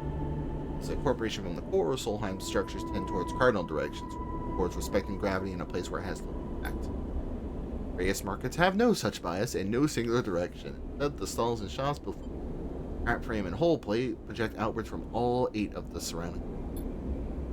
The effect is overwhelming, with activity and interest in all directions. The windows that open to bars, scrap dealers, street food vendors, data vents. Dealers compete for the attention of the stream of customers. Leaper, take a look. Jerks his head, motioning toward the market. Refocus your attention. Your eyes drawn to a group of dark-suited faces with shaved heads. 5 of them gather around another retreat. Faces are noticeably distinct from the rest of the crowd. They are tight and complex, kept in condition and all in the same design, a rarity amidst the Starward Belt's ramshackle fashion. One of them is gesticulating aggressively, chopping the air with his hand. You did nudges you again. Not the singers. You glance at him, unsure of that term. When they are threatening, that's my contact. They're about to group the singers, as Eugene called them, and see they're rounding on the figure. Their body language is clear. This is about to come. Eugene clearly sees the shift too, where you can see a word he's off, gliding hard through the crowd toward them. And chasing out picking off the nearest shred and angling yourself through the central void of the market behind you. Let's go! Let's fucking fight! Before you can affect the situation, one of the singers strikes you across the chest, slamming you into the wall below you. Ow! Bounce stunned, spinning away before a singer grabs you from behind, holding you up to another member of the group. The singer holding you. What do you call him, Petter? What are you idiots doing? Wait a minute! You're from the DLCs of the first game, I'm pretty sure. Ah! I'm gonna double check myself on this, because I'm pretty sure. Yes, this is a character from them. I'm very interested to see you back. Suppose you were together? Better nods toward Eugene, who is wrestling with one of their crew. As does the singer manages to get the better of him, holding a now passive Eugene in a headlock. I started it. We both know that is not true. Eugene raises his arms in surrender, and the singer releases him from the headlock. He looks at you and... So, Petter looks between... Tell me why you're attacking us in full view of the station. He gestures around, and while some people have moved on, if you were hanging back to watch what comes next. About to jump, my friend. Eugene nods at the contact, who is quietly watching with a concerned look on his face. Comments into a small rumble of conversation around the remaining crowd. It seems the singers aren't so popular here. I think you misunderstood. We were simply asking for information. Barb smiled at the contact. If Louise told you everything he is happy to share. Jin shoots a glare at his contact, who nods sheepishly. Petter looks towards all of you and surveys the crowd. One of the singers starts to interrupt, but Petter raises a hand in silence. You are around then. Smiles a sharp smile at Eugene, and other singers away into the crowd, which parts slightly as they enter it. Please, how about... Not here. Come with me. I like him! Oh, I like him. He's cute. Please lead your way from the open market, most of the crowd having dispersed into a small passageway. Finds a hatch, opens it, and beckons you both through before slipping inside, closing it behind. What business did you have with the singers? Eugene perches on the small workshop, picking up a tool from the mag strip above the bench and turning it over in his hands. Singers? Is that what you call them? First I've known of them is when they turn up a few cycles back and start pressing me for info. One of the singers before, not these ones, but they all dress the same. The refugees out of Embersong, one of the moons of that gas giant in the inner system. The moon is a volcanic hellhole, so while these guys are referee fleeing the war like most, they tend to be tough as hell and aren't used to people. No. That part checks out. Press me for data for cycles ever showed up. My data. Even all shopping it around then, trying to drive a bidding war? No, nothing like that. He's afraid of you, Jin, and you worry what that might be. I just wanted to verify the data. I asked around. Someone I showed it to, well, he mentioned a fraction drive. Eugene bristled with anger. Louise keeps talking, speeding up. That was all, but a couple cycles later, these singers, as you call them, started showing up, and I had to hide myself away. I had to run a data business when you can't... Hard to run a data business when you can't even go out to meet your clients. Fair. Where's the data now? Louise turns to you. Seeming glad not have to look at the angry Eugene. I have it, don't you worry, and it comes with a hell of a story. That friend I showed it to, he told me he's heard about that ship before, mostly what he thought were rumors about a fraction drive ship. And when Solheim collapsed, there was a struggle over who got to take it. Two execs from the old corporate hierarchy wanted it, and some of their underlings found out about it too. Those wrecks you visited, that was the site of a battle over the ship was a hot ticket even then. Back to the twisted and blasted remaining ships, the wreckage strewn across the asteroid. I wonder how many died trying to get to the Aphelion path in its golden drive. Like, both the execs got spaced, but someone came back later, slipped the ship out of the wreck that was carrying it. Here's the funny thing, rather than use it, they dismantled it, took the ship apart here at the Hollow. Hell, there's probably strut work from the Aphelion path in this very station. So it's gone? Not quite. Weren't stupid enough to dismantle an interstellar drive. Where it goes, they buried it on a rock out in the shoals, totally unmarked. Thousands of rocks out there, they could leave it as long as they wanted and come back when they're ready. Is back. Bingo. And I've got the coordinates of the beacon that will lead you there. Led with that. Should lay down. Good night, Charlotte. Have a good one. Thank you for dropping by. The star of the trail, no doubt, but it'll get you there if you manage to follow it. Hey, aren't you going to pay for that? After you leak that the fraction drive exists to your friends, the singers, and anyone else who's looking, no. Keep it quiet next time. Come on, friend. The singers chase away my clients. 50 crowd for the effort, or just whatever you have, I'll take it. I'll pay him. I got the money. That's a stack of chits and he clasped your hand. I appreciate it. Hey, look, be careful with that one, alright? He's not to be trusted. Damn. Not wrong about the not to be trusted thing, frankly. Eugene's a bit of a loose cannon. Alright. Got a new contract going. It's...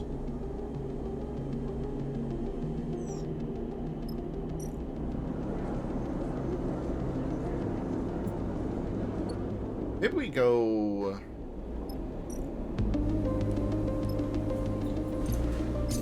Supplies. Can't really do much else here, I don't think.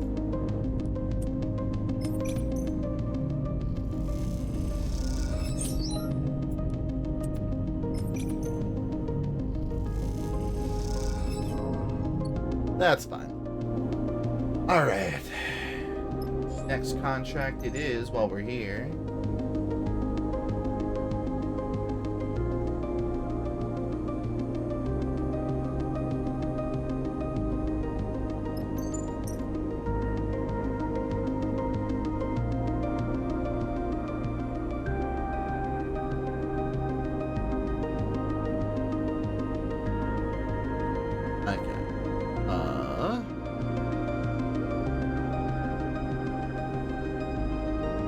Alright, well, let's just do this. But Eugene has to come. Okay, go back. I need to...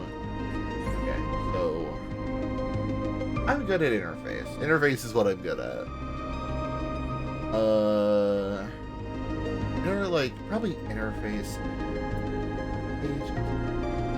Anyone who has endure, I think, is probably good. That one.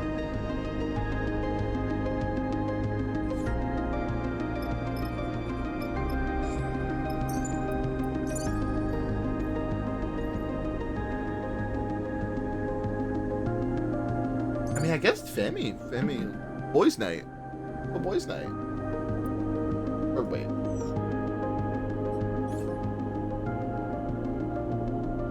That's interface. Interface is the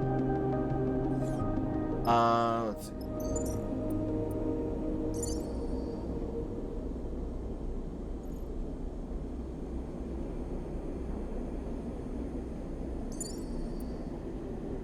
Yeah, I guess we'll roll it with Femi.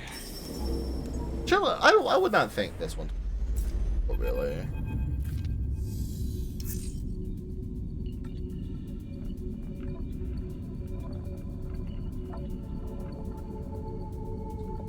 Coming up on the beacon site now. Seraphim brings the ship into place. Signal's pretty weak, though.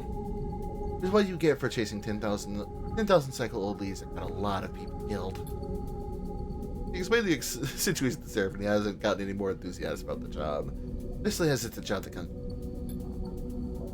Seraphim shuts down the engine. Turns to you. Now for you to go have a poke around in those rocks. Joy. He barely seems to notice the sarcasm. Kind of fixed determination has come over him since he was the hollow. Not something you've seen before. Let's sit up and find the beacon. Fat toe on the shoulder. Please said it's the first of a trail, so the faster we locate this one and get ourselves pointed to the next, the better. Enough messing around. Let's go. Fool me once, Femi sighs. Agent better be straight with us this time. I'm about done with his wild goose chases. You haven't been on any of our jobs yet, bud.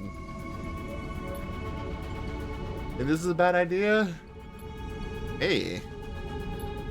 Look. You've been searching for this thing since the Soul Hive collapsed. There's a lot of desire directed at one hidden drive. Objects like that tend to get people in trouble, at least in my experience. Take it slow and keep your eyes on you. Noted. Well, we got just the one.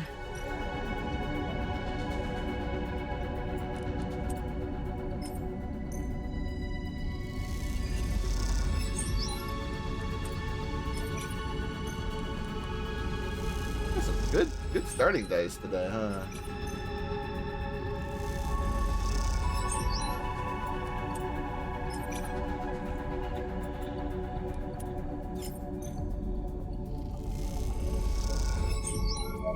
Ooh, that was a good one.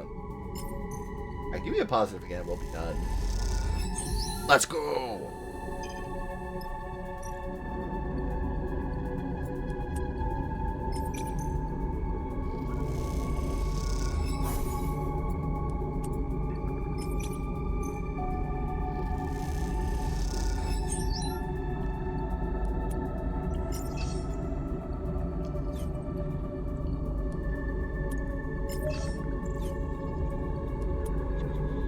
May as well try.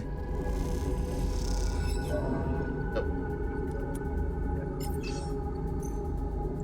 Neutral. Come on. Okay.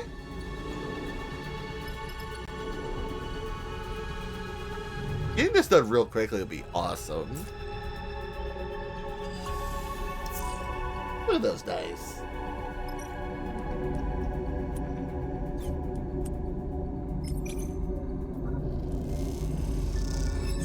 I think we're done. I think we're like straight up done with this one.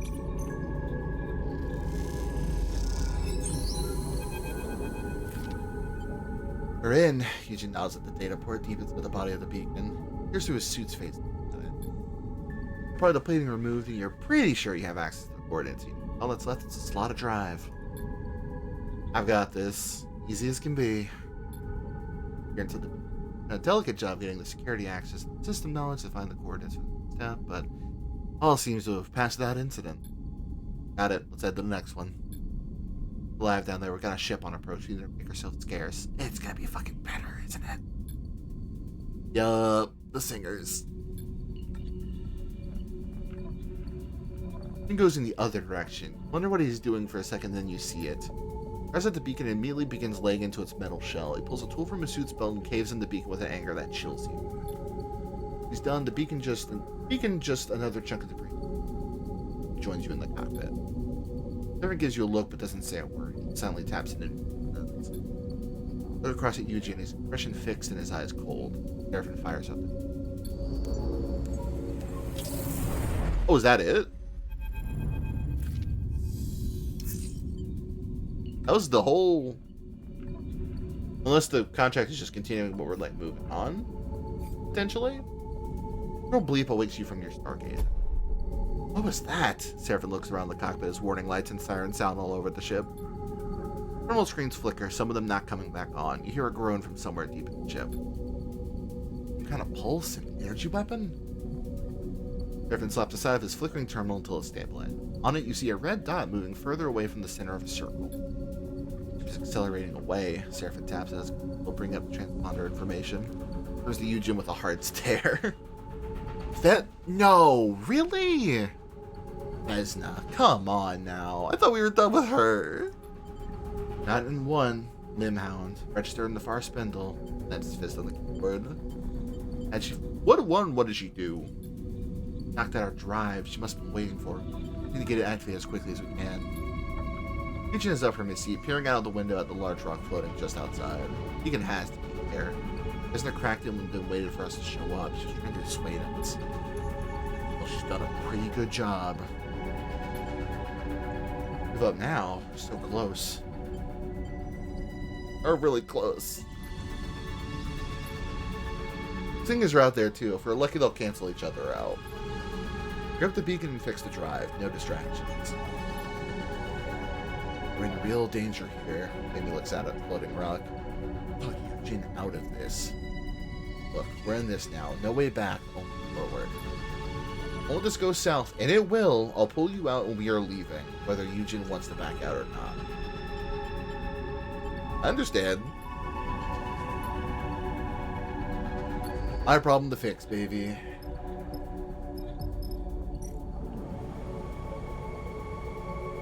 Alright, boys.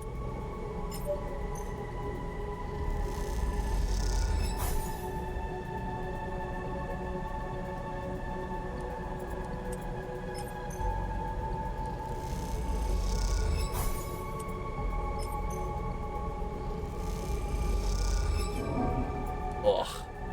Double stress? Fuck me.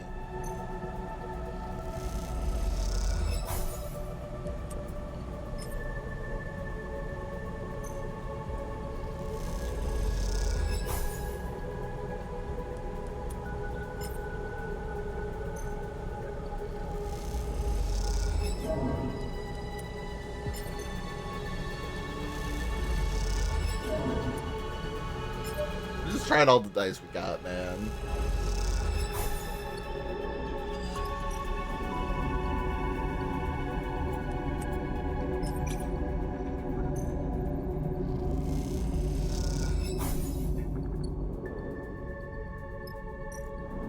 Big time.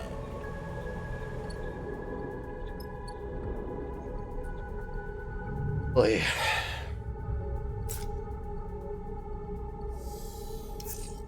Oh, good. Great dice. Great dice.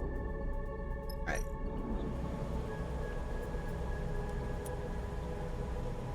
We use...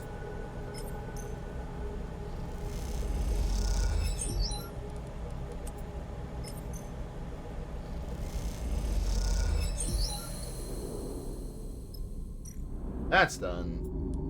Nice.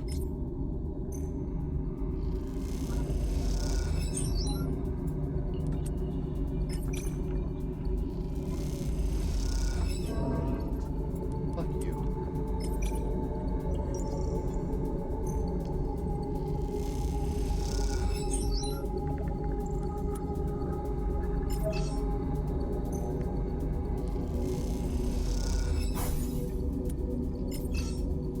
Gotta get at least a good option. Come on. Let's go. Enter a bunch of the final set of coordinates into his console and runs a fresh set of diagnostics on the rig's drive. Everything comes up. Atmosphere in the cockpit is tense. None of you know what you might be flying in. Eugene's jaw is set, his eyes on the stars and scattered rocks, his goal in reach. Not a goal to be underestimated, a fraction drive, one that can take any ship out of the system and can forge a path through the surrogate systems you can make. Read on both from the system's politics and structure the power to dominate the passage of people through colonized space.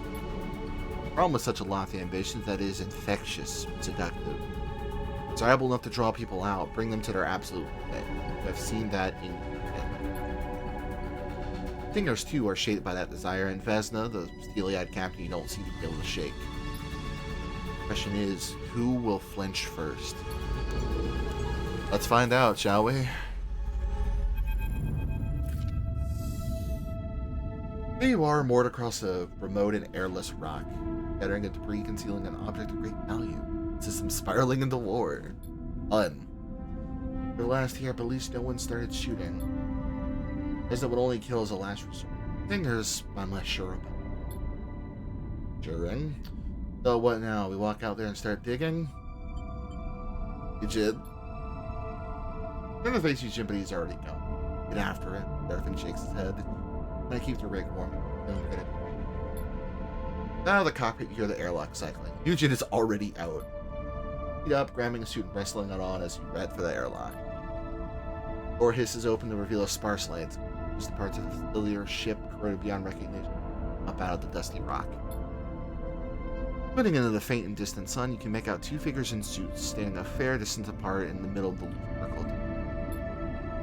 Lie down toward them, specks of loose gravel and decaying metal bouncing off your shoe. Now, a voice crackles through your comms as you approach. None of us want to die out here. See them now, the two figures. Vesna, the leader of the singers, Peter. I assume Peter. Petter? Facing each other across the dusty plain. Vesna's arm jutting out from her body, her hand resting on the object at her hip, a weapon. For distant sleeper, her eyes flick over you as you approach. This godforsaken rock is crowded enough as is. We set foot here first. The claim is ours by anyone's judgment. I suspect we are also the best equipped to find the fraction drive and put it to use. Anyone's judgment. Who do you see out here to validate your claim? Gestures at the rock-strewn void with one hand, her other firmly on the grip of her handgun. Sleepers are witness here. I'm sure they'll verify our claim. I didn't see who was first. Vesna laughs. Well, at least someone here still has integrity. Though between the two of them, searching their faces for an intent and opening anything. Vesna's ocular implants give nothing away, but the visual tension in her gun arm suggests failing patient. Petter, meanwhile, projects an atmosphere of considered calm, but there is violence behind that benign smile and a crew of singers somewhere out there in the dark. Oofa. Drive is mine, or Vesna using that weapon will see your fate, or Petter tell your crew to stand down. Fuck.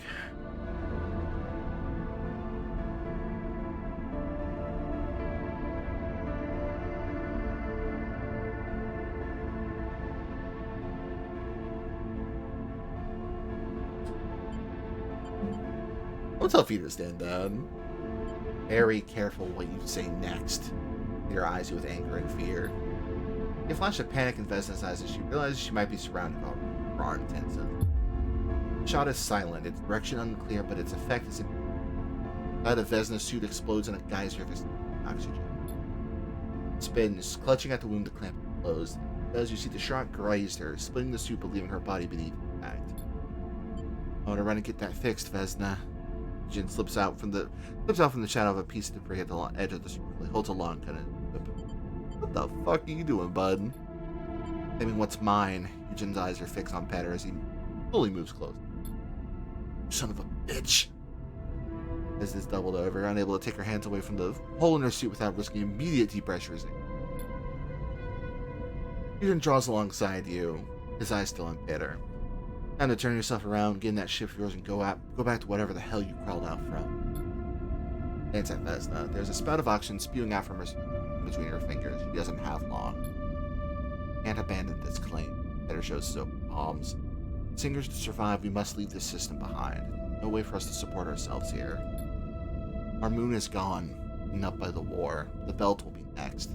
As well shoot me here if you're not going to let me take the drive. This is my people's. Well, exist. Uh-oh. Sleeper, we have incoming. A lot of incoming. Glance at you. Message. A whole load of Conway ships are approaching this. What the fuck are they doing here? I'm about to radio and ask them. Not hard to imagine the news of this fraction drive is reached further than anyone wanted. Look across that pattern and see his lips move. Hear nothing. Talking to his crew. A moment later, you hear a click as he switches back to the open. Hear what I just heard, you know we are out of time. It looks deadly serious. The planet calm having fallen. Singers are the only crew who can pull the fraction drive out before Conway arrives. There are more of us and we have the experience. Let us take it. Don't let it fall into the hands of the system's biggest enemy. Sleeper, get back to the rig. No. Aren't sure if he's upon the Seraph and Peter or both. Drive is ours. I've worked too hard and come too far to let it go now. He raises the long gun. We're all insane. Vesta spits out the word, his voice trained in horror. I'll leave you to your graves. She kicks off from the rock, arching toward. She doesn't even watch her go. You see something flaring in his eyes, a dark drive with no other result. Oofa. Talking him down. And I feel like this will help him survive, I would imagine.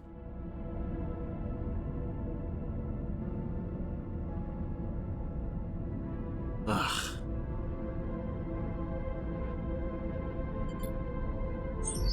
Yay! Put a hand on Eugene's shoulder and his eyes flick to you. You know what it is to be driven. You know what it is to be driven, especially toward versus a life where each escape has been earned both by desire and sheer. Also know how lives are waiting, thrown against the walls that restrain them again and again, only to come apart. Now, termination must be tempered by humanity, by empathy, by care. In this moment, that is what passes between you and Eugene: solidarity, empathy. Eugene's resolve crumbles and he turns. See Peter watching carefully, his eyes flicking between. As Eugene drops his gun, he nods to you and retweets. Retreats. There's work to be done. Take off from the rock together, you and Island rescue. When you reach the open airlock of the rig, Eugene does not look back. Lights are off. You both glide up to the cockpit to find Seraphim rapidly starting to drive. The also screen is filled with red pulses, the signature of Conway drone ships bearing down on this location. It is as you enter the cockpit, but says nothing. We're thankful for that, at least. There's no time for glib remark. One last look at the Aphelion Pass final resting. Across the surface, black suit stingers like a small army of ants actually work to excavate and extract the fraction drive. Face of the inhuman and cruel arm of Conway extraction is hard not to wish them well. Their freedom buy them the kind of future you are not able to claim. Drive kicks in and you leave the singers to the gate. Fuck, man. Ugh.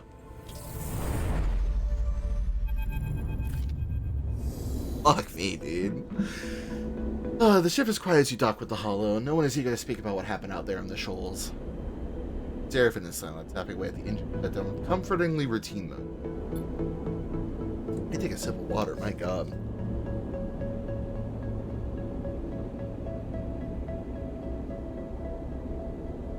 Thank you, have a good one. Bye-bye. Eugene broods at the back of the cockpit, looking drained and pale. It'll take him some time to come back from this to extract himself from the hold that fraction drive that dream held over him. Wonder if he ever will, or if the freedom that object represented him will haunt him for the remains of his life. You know, at least, now is not the time to try to discuss it, to lay out exactly what happened out there. Eugene will retreat, of course, hiding beneath the glib personality you've come to recognize as the shield. But perhaps as the cycles pass, he will find himself changed. Perhaps not. By the way, there's much to be done, and this thankless adventure has derailed you enough. Time to get back to work. That not even... Let the dust settle is a crazy objective. Damn. Alright, well. Maybe make some more money and then get out of here, I think.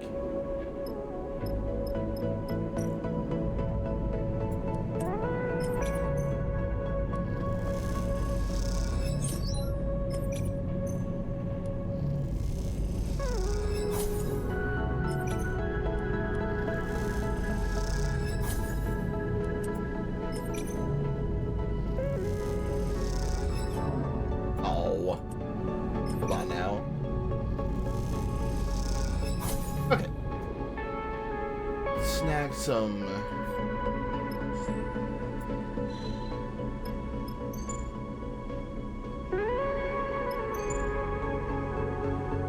I think we're gonna need. We'll go to Greenbelt just to see what's up here.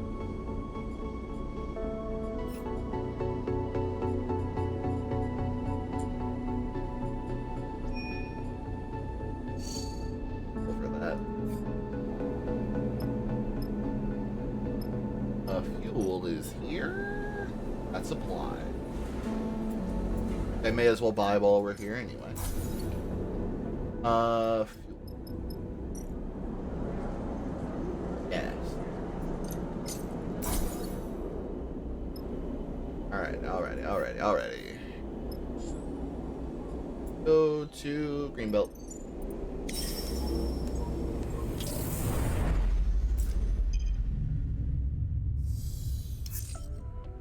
Oh, not even dialogue coming. Crazy.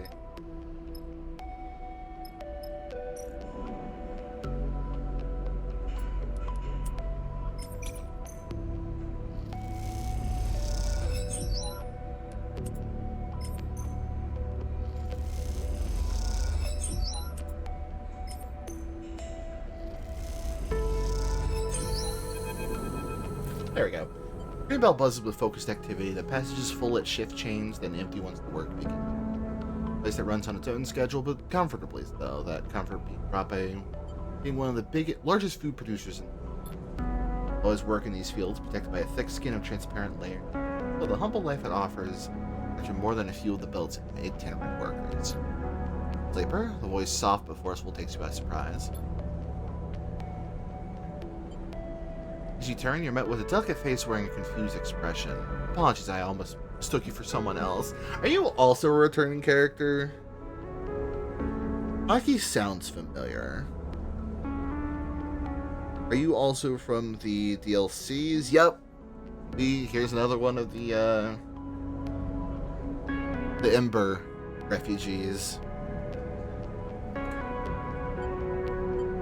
Looking for work, baby. Are you around then?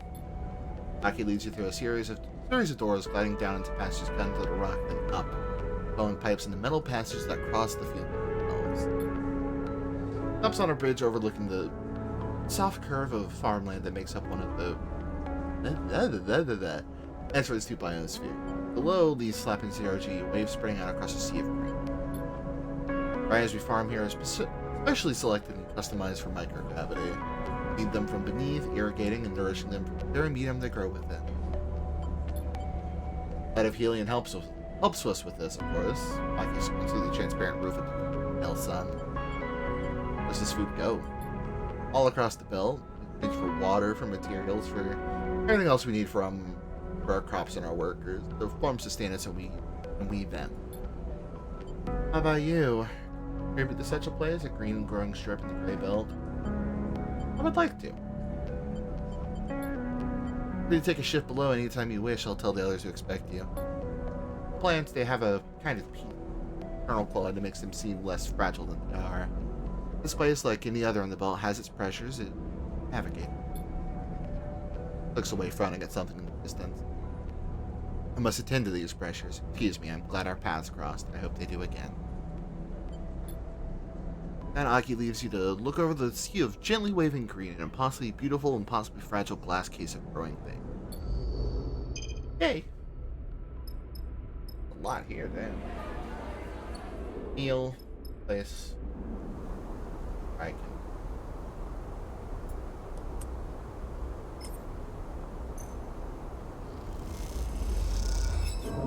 Nope.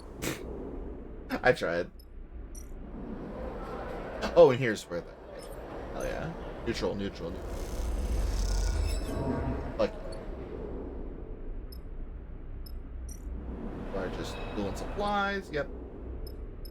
This is where the actual... are.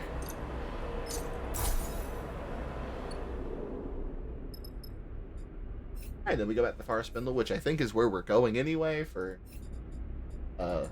painting. I'm gonna double check that, actually.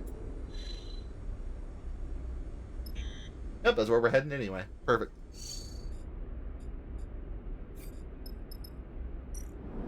Gotta get this one first.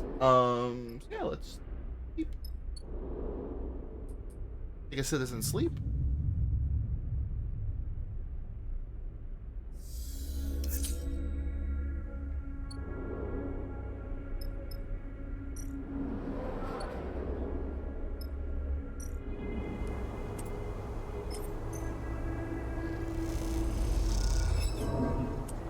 I was gonna say, I almost wish we were getting better rolls, but... Oh, this is slow going. Oh, but it gives you energy when...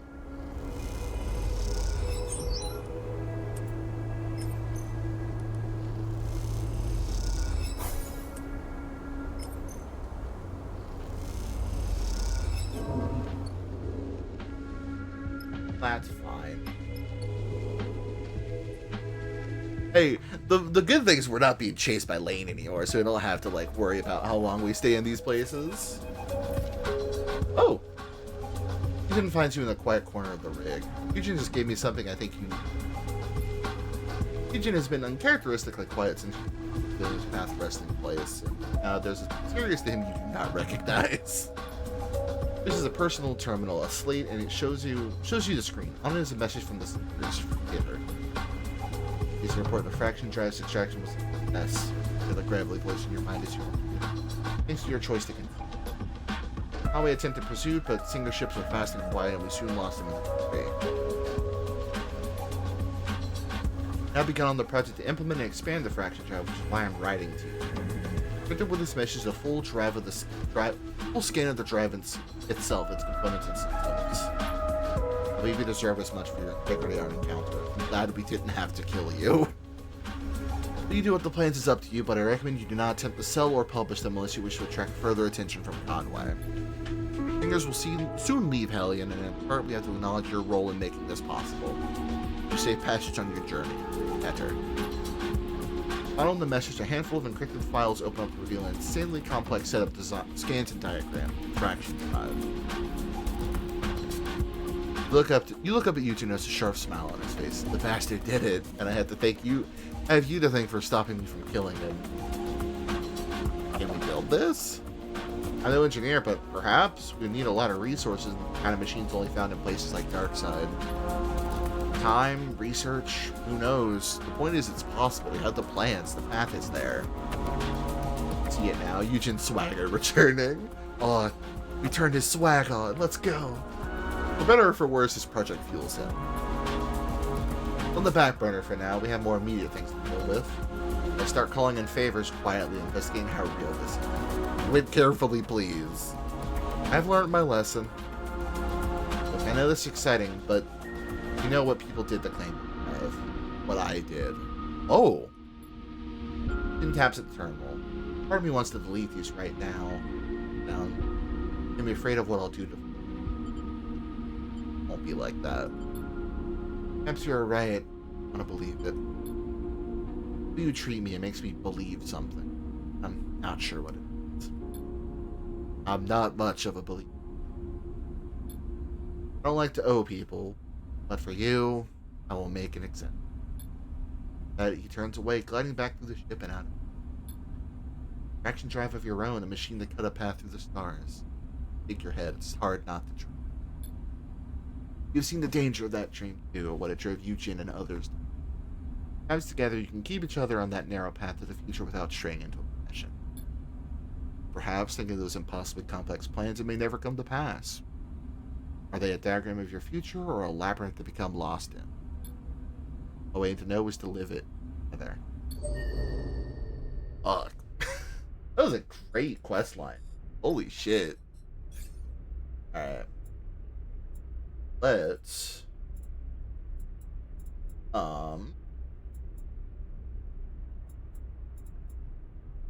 engineer. We get a lot of engineer.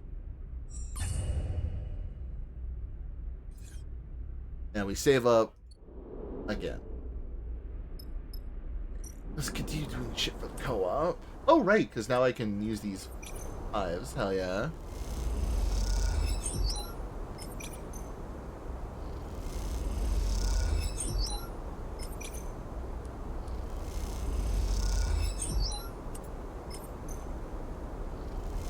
Great day for that. Bitch. I have a natural ability with the plants. Aki's voice makes you look up from your work. It is rare.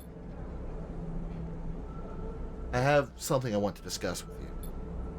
Did you hold the biome into the damp rock-cut tunnels that just under the surface all across Greenbelt? You've even noticed the section of our field that has been lying fallow. It's been like this since I took over as administrator here. The predecessor was the one to fail it, and confidence was lost in his vision. Shakes your head. You've been unable to recover it. No matter the crop, the preparations, nothing will take. Aki leads you through a set of double doors and up into the second biosphere. Immediately you feel a difference. Air is dry and a thin, choking dust fills the space.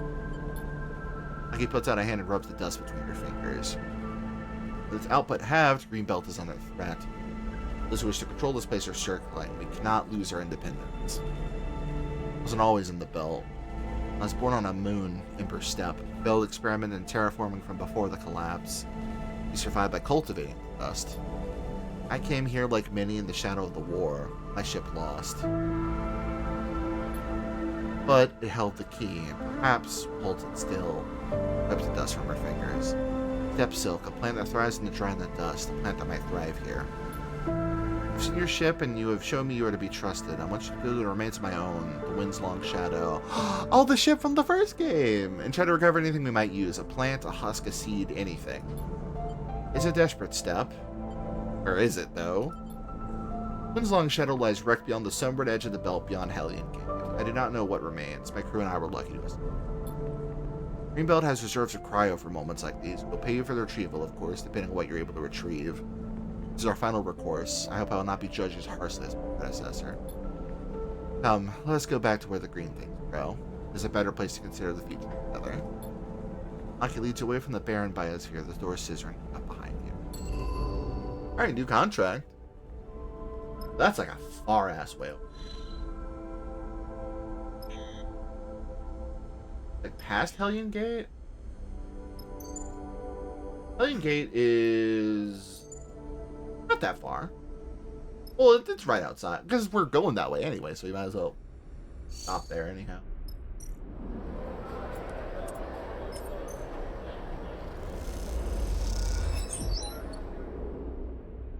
Let's sleep. Let's do some citizen sleeping.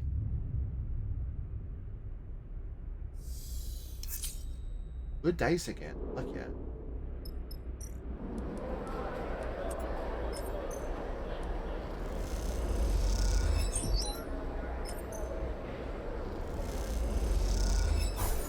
Aw, come on. Control.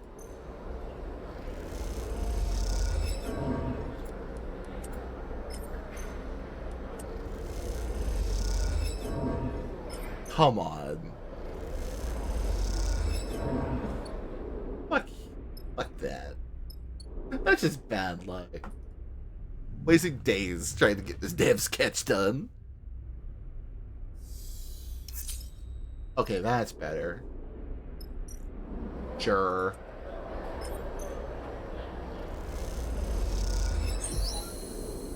Now that's done. So there's like fucking nothing here. That's the supply shop. Getting that. Supplies are good.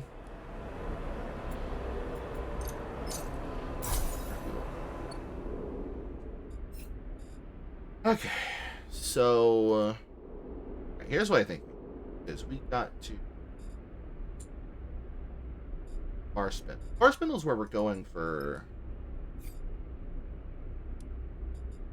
Bar Spindle is where we're going.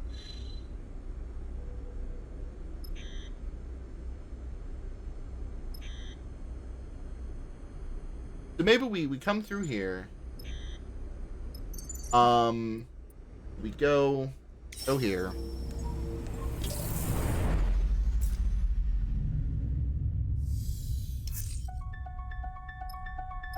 I don't think there's.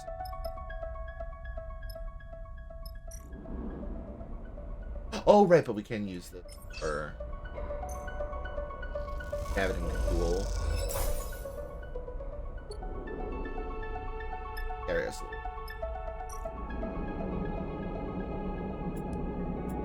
Get on supplies. Should we do the fucking Long Shadow? 100 cryo per husk?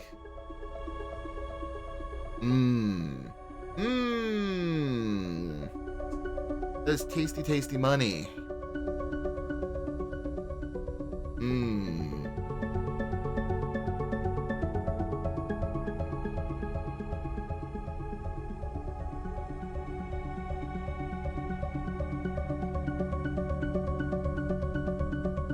maybe we just do this while we're here. Okay, actually, hold on. How much will this take for us to get the parchment? 4? We're good. It'll take 6 there and 6 there to get back. Use the 4 to get here, stock up. Do the 2 quest lines we've got in Far Spindle, and then start going back.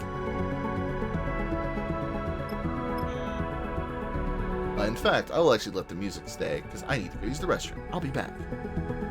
Also the stretch, whatever. Fine.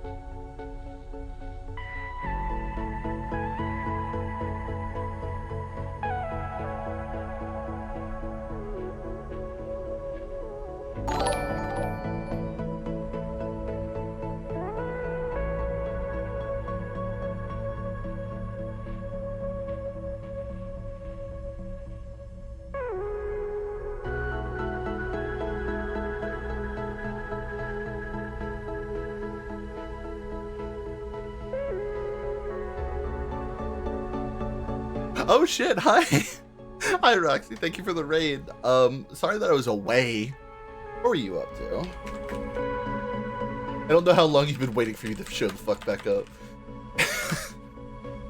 We're playing Retro, my favorite.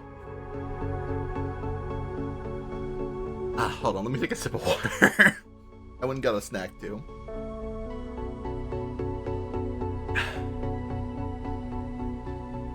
Oh, just got here? Good, okay.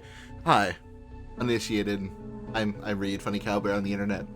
We're playing Citizen Sleeper 2, which is a tabletop-inspired RPG. And it is good as fuck. We're in fact gonna go do a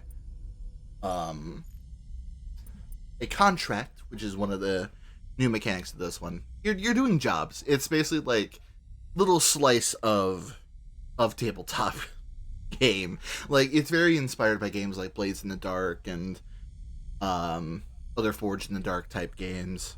So good question. Who the fuck do I bring on this even?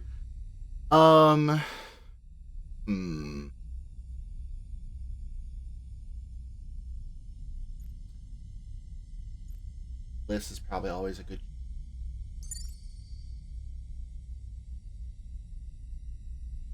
We haven't really gotten Cadet on anything. Yeah. Hopefully I will not live to regret this. Oh, those three. The wind's long shadow floats, broken open at the sunward edge of the belt. One of the refugee ships that made the fraud journey out of the belt from the system before the war truly took hold. The wind's long shadow is a monument now, a warning to any other vessel that might stray sunward.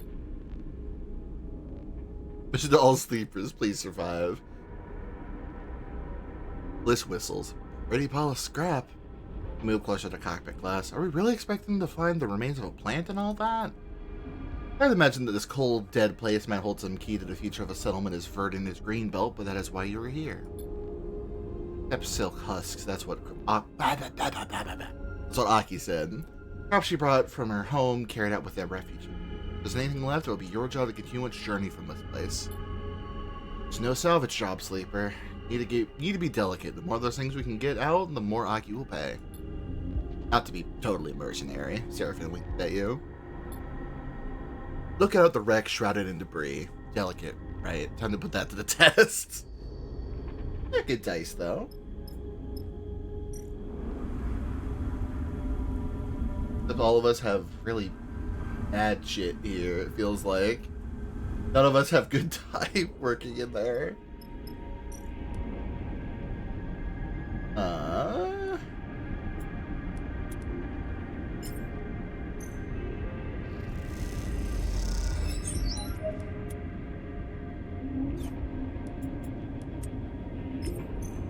But these roll 3 random dice.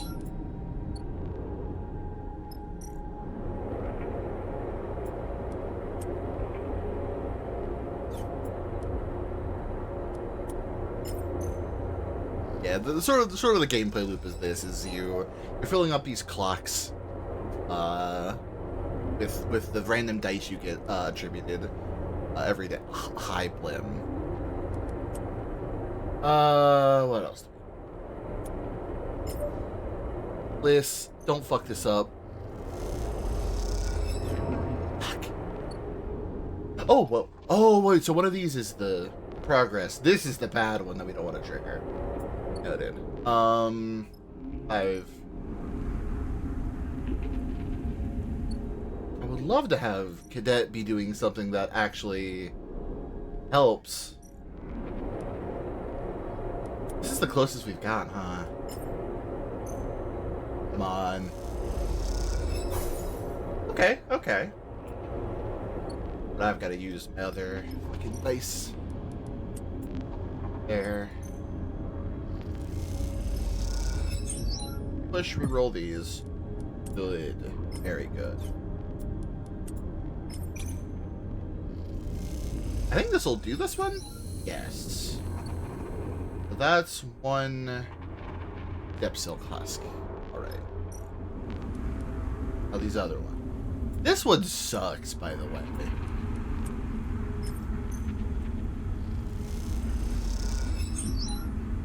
It's very scary. Me.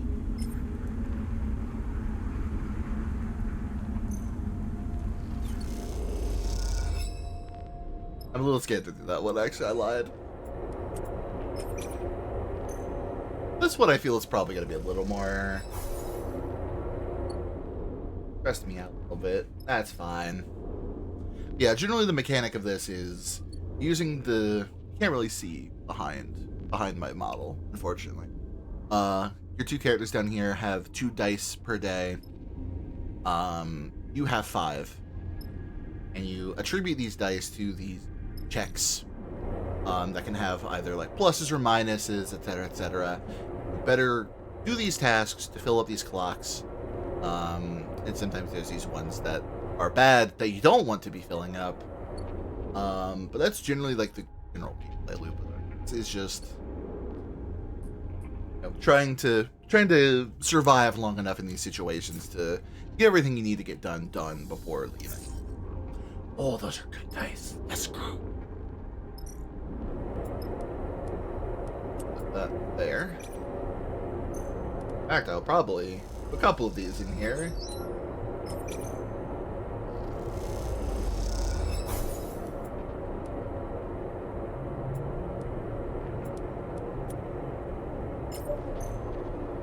I think this will finish this one. Oh, wow.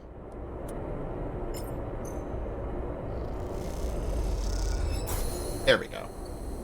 Got 2 of those, the husks. Well, this is the one I feel like we're probably going to need the buckle down for. I only have 3 chances to fuck this up before these disappear. We'll be back. I'm going to push. Oh, perfect. And then I think the 50-50 chance. If we get this, we're done. Fuck. Okay. Do it one more time. For me. There we go. We did it. We didn't even... I got an achievement for doing that for... That's a really easy contract. Huh. If the wreck wasn't dead before, now Skyward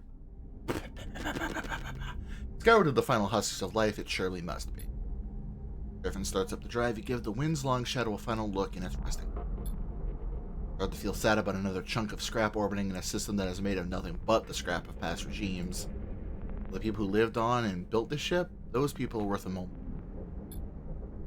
Think of them as you prepare to leave and hope that they, like Aki, carried on to new lives beyond the desperation of his. Those that didn't get out, I hope your passing through space did not disturb. Alright, well, we are donezo. And we get stress taken off of us by leaving. Thank fuck. Maybe.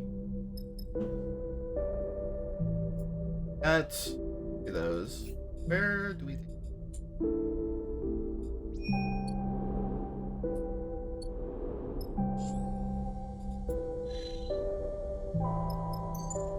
I guess we go back to green after. We're going to Far Spindle though, right now. To clear up this stuff. New location this week. Our new location.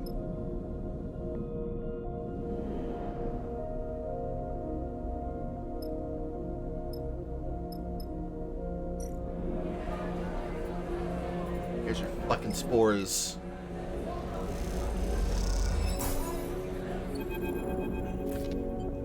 You remembered us. Nemba appears at the loading dock, slate in hand, as you load the crates into the back of the kitchen. I'm a little surprised. Look at the chef. He looks tired, though his sharp eyes haven't dulled in the time between you. Happy to surprise you. Well, not that surprised, but it's still a pleasant feel. Oh my god. My words. I'm stumbling. Help. Nemba glides over to a crate to take a look. notebook. He squints at the crumpled corners and bent lid. Not in great condition, though. How long have these been bouncing around in your hold? They were like that already. Now that I can believe. They didn't bother to bring them to the right station after all. A place picked out in one of the bays to cultivate. Warm, damp, near the air recycler. Didn't take long before we have mushrooms to grow. Follow Nimba into the kitchen, remembering your shift's work.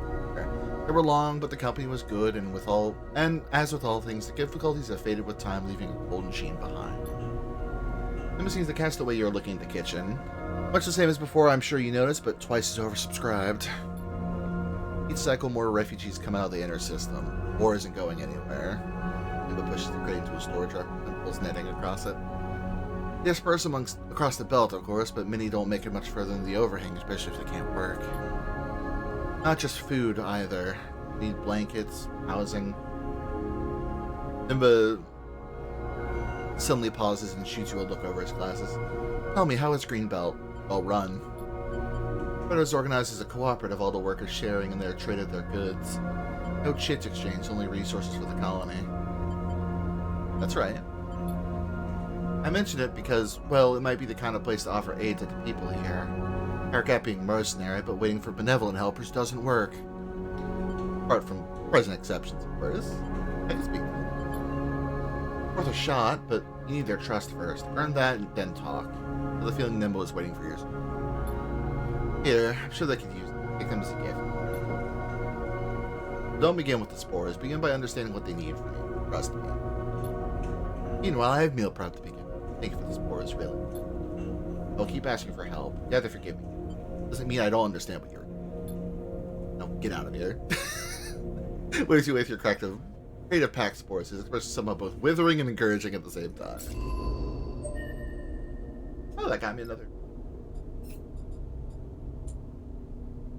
Well, I've already got fucking Hockey Trust because I'm doing the shit for her right now. Right now. Gonna do this shit. Sketches for another quest we're doing.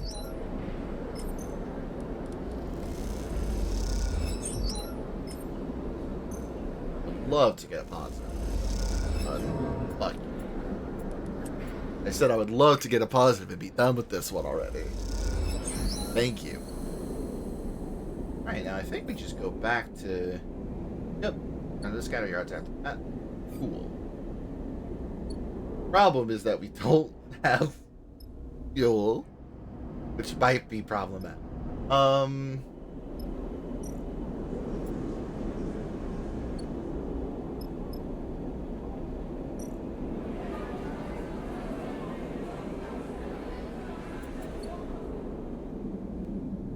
I sworn I could. Yes, I can.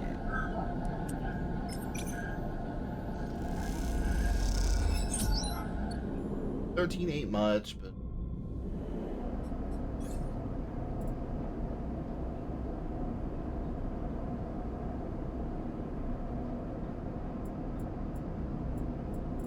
we'll save this stuff for wit up and then last few couple. Alright, so fuel it is definitely.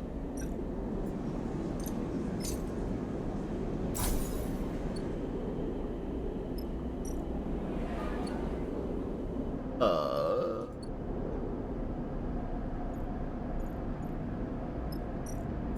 supplies to feed cat.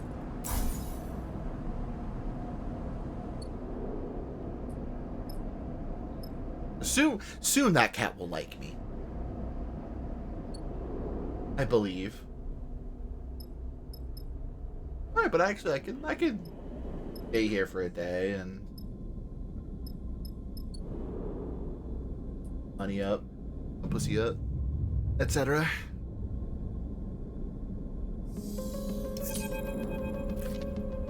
Wait, speaking of which, you wake to something soft and furry rubbing against your nose. Tip bolt upright, the stray kicks off from your bunk and settles on the ceiling. Cat curled up, looking down at you, accusing with those big eyes. Sorry. Very gently pushes off the ceiling with a soft paw and descends to the edge of your bunk where it hooks its front claws into the cat move in ZRG is still odd. seems to come naturally to it, and yet its shape is so connected to gravity and cat should not have the heavy soft form of a, should have the heavy soft form of a mammal, not the languid liquid presence of the floating thing in front of you. Stray uses hooked claws to twist and spin itself, so it softly slides against you with its back, rubbing against your arm and purring. You go at it once. Pet the stray. Scratch behind the stray's pointy ears, and the cat pushes its head against your hand. Stray closes its eyes and purrs. That's so cute. What do you think how the stray got out here? Perhaps on a ship from the inner system, slipping on the eye, slipping on at the eye or Sintra. I wonder if this is the same, because there's a cat that you can meet in the first game too, and I'm like, surely this isn't the same cat. The fact that they're mentioning the eye as a distinct possibility makes me think, you know. Before that, its ancestors perhaps carried out the Solheim, or Hellion by Solheim executives who had the power and arrogance to bring a cat into space. This cat, the one on your ship, was born here, that much is obvious. It was a creature of zero gravity, a being that orbits and glides, not one that leaps and falls. It pats at your hand, encouraging you to keep petting. It's an animal that is part of the crew now. You can't imagine the big without her. No doubt the stray, as nameless and inhuman as you are, the memory returns. Warmth of atmosphere-filtered sun, the weight of flesh and fur, the smell of growing things. You know now what this memory is. It couldn't be more obvious. A memory that crossed the gap of your creation. A memory from the mind that was copied to make it known. It's part of you. Memory is, in the end, a mistake. Those who designed the sleepers never intended you to carry the memories of the minds that were copied for your creation. They wanted you to emerge as new beings, offshoots from the branch of a human's life to be cut short when needed. But mistakes can so often become the most powerful and meaningful of emblems, data being more strongly than any success ever could. Because the heart of every mistake is the possibility of change, shift in the status quo. Live the life of mistakes as much as the life of successes and where it has brought you. Accept the memory, let it wash over you like the sun.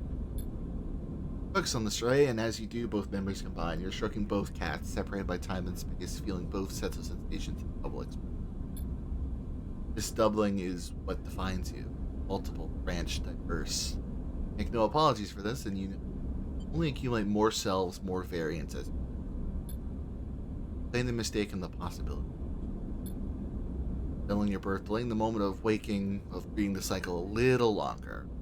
Like an unspoken solidarity with the stray that is more expensive than what a good fucking... Stray is part of the crew now, but she still likes to spend time with her little nestlings. That's so cute. Fuck. Got money.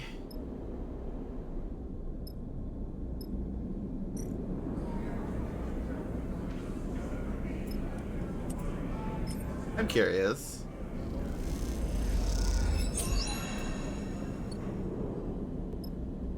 Can I even do anything? Oh, I just can't do this. You're barred from the Beltborn adventure. Security don't seem to care whether you think that's fair or not. Boo. Thank you.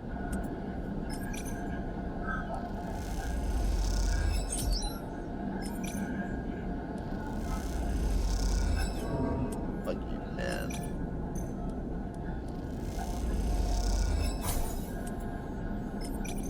I want at least a little bit of money. No. Get a food.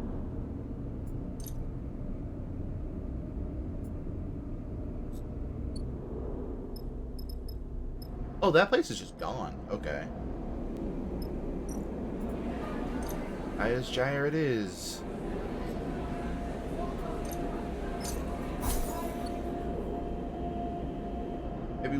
Maybe one more day of it, and then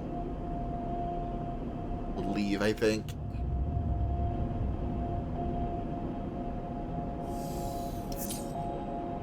Not the best of times for the blurst.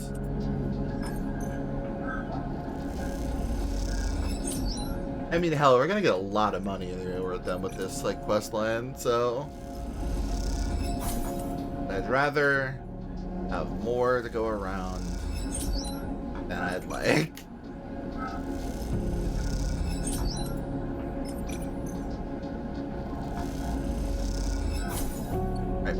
We got all that. Alright. How best?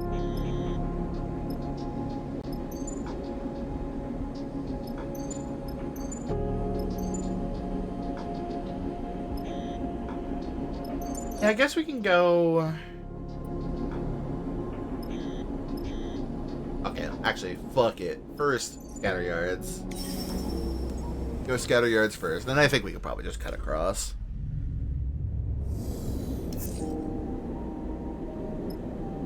Money here, yeah. Yes. End the day here.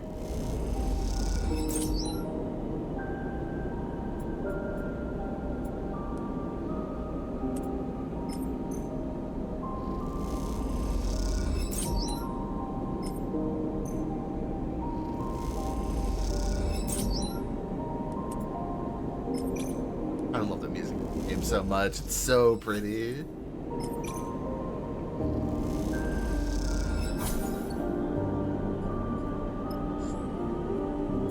Alright. Scatter yards it is. Well, we'll be done with our paint job side quest. Oh, he immediately came to see. I'd be happy to see you. Oh, did you find inspiration out there on our belt? Tons of customers for you.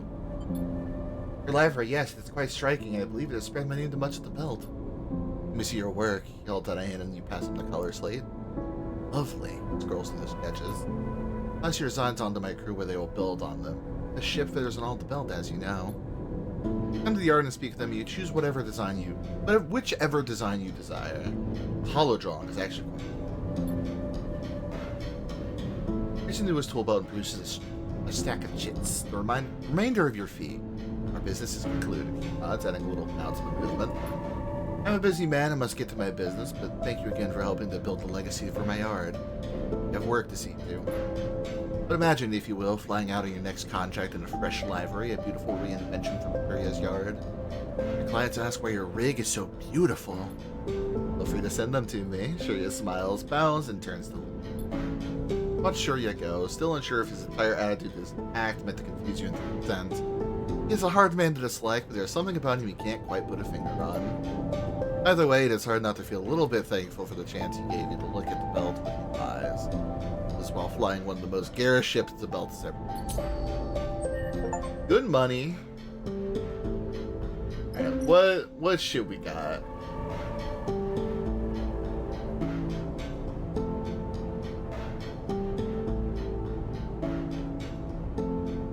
Yeah, we got the money. I guess we painted in the hollow color. What is the hollow color? Oh, nah, we gotta keep this one. This one that looks like fucking Omega from Sonic. Give me that shit right now. Oh fuck, we should have gone to Holmes Rock. Damn it. Okay, fine. That user. Our chips to get some fuel. Might as well build one supplies too while we're here. Alright.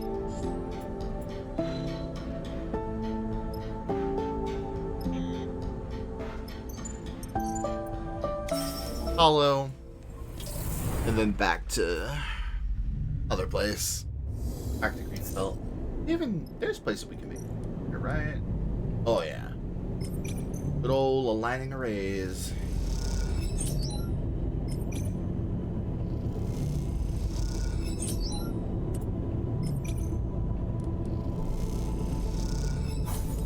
Already back in the 500 range, baby. Let's go. Oh, my energy. Fuck.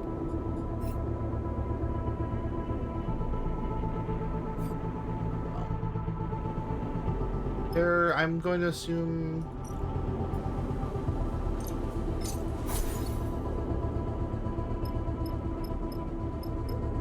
Maybe we stay a day. Maybe stay a day or two, just to get ourselves back on track a little bit further.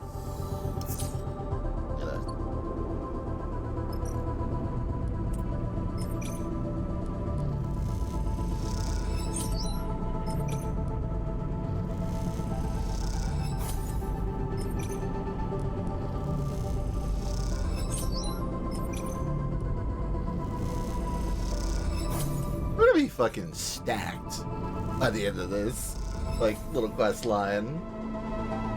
Where I'm going to assume.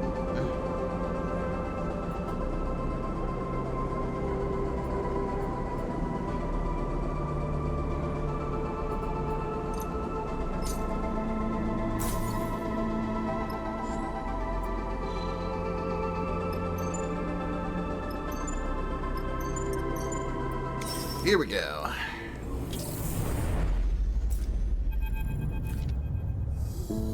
You bring the step silk husk you gathered from the wind's long shadow to Aki, pleased as you would expect. You're on the bridge overlooking Greenfield. Greenbelt workers quietly toiling below. The air recycler's wind gently rustles. Deeper. Thank you. These are a new beginning for us. How was she, the wind's long shadow? Must have been beautiful. Really was. She looks down. Well, they killed her. Everyone must die in the end. The belt makes wrecks of us all. What have you brought me? This is new life. This time, we'll need to clear and reseed the other biosphere. Hope you will return to us with the work. Just a handful of chits in here. Thank you. But you carry the husk gently away, glowing with the promise of fresh growth. 825. God damn. Where did you look?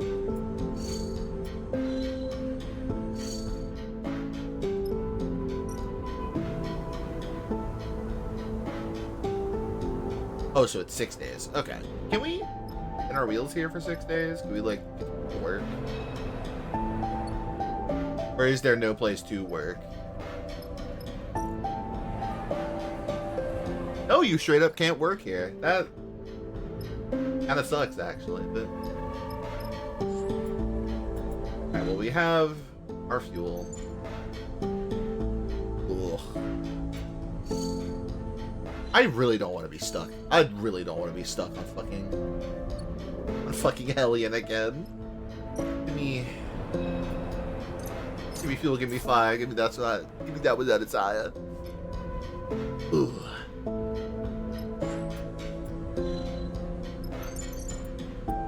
Hellion. Get what the pirates need. I think we just go back. Oh, look at that. This is where the Holmes Rock? Wait. Fuck. Oh no, we're I was gonna say, like, oh no.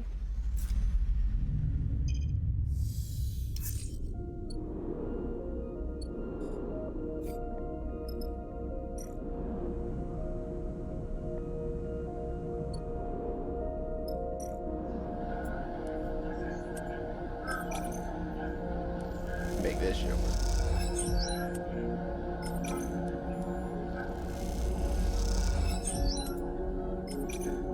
All that good dice.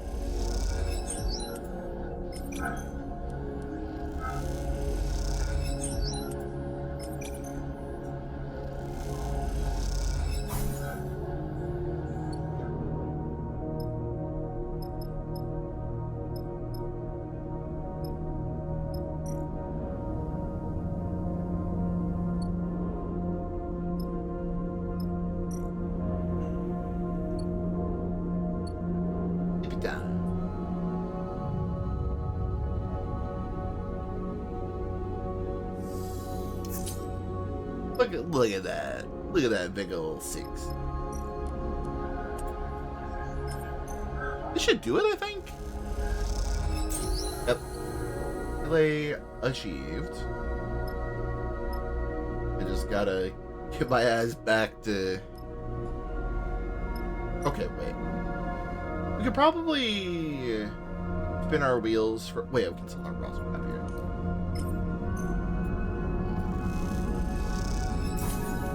We have a fuck ton of this.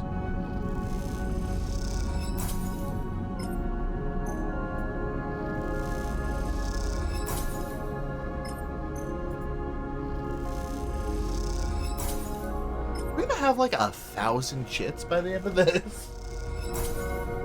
If so, that's crazy. Is it like, I feel like this is sort of the thing that happens with every Citizen Sleeper game, is like, you start off like really strapped, and like this game has like a lot more moments of being like kind of gut punch down and out.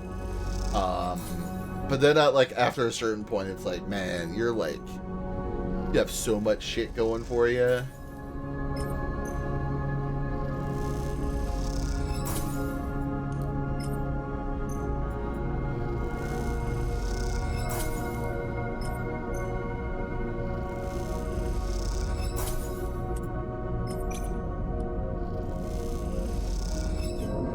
No.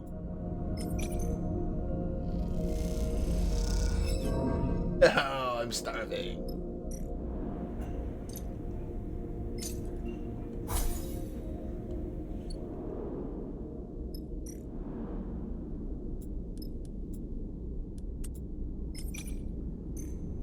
Give me some.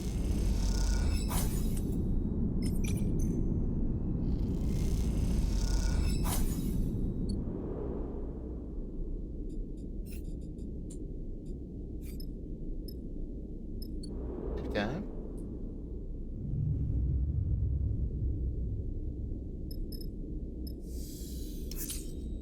Oh, good day. Not map. Not map. Oh, right, because I forgot about the blockade at Wellspring. We wouldn't even be able to go up. Wanted to.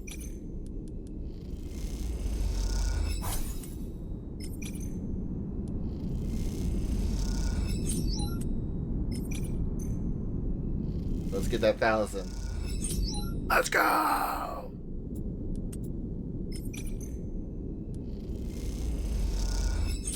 We're gonna need to go like immediately undercut it, but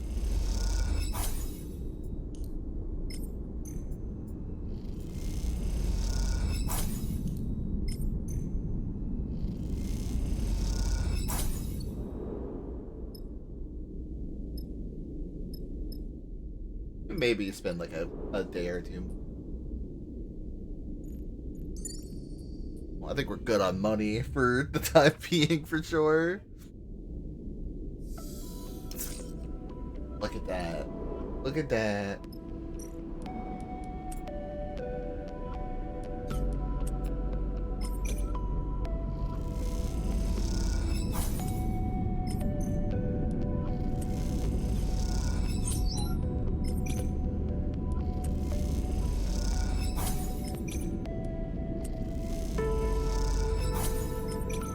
I'm just trying to make sure that when we get back there, we don't have to like spin our wheels waiting for Aki to be finished.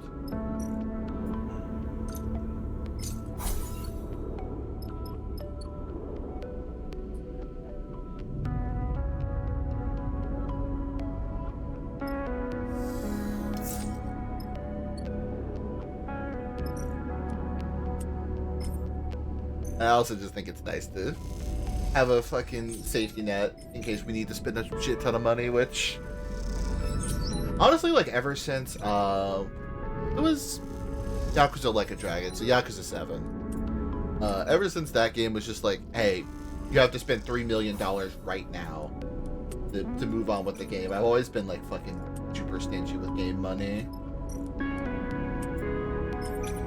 It's just sort of how I've been raised. We'll do one more day of this.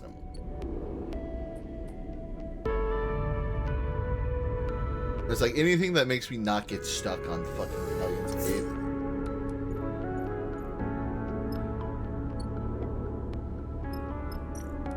Look.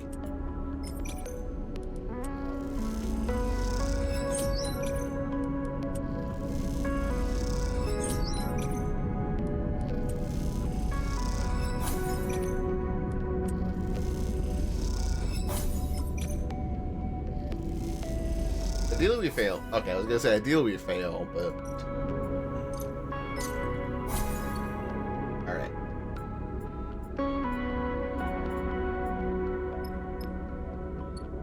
I say we sleep one more day. Take these dice and we fucking... Yep. Alright. So we...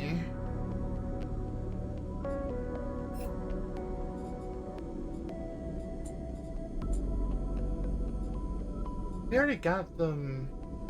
We already got them injured. So, I think they'd be fine, right? Because where are they at? They're in... Hollow.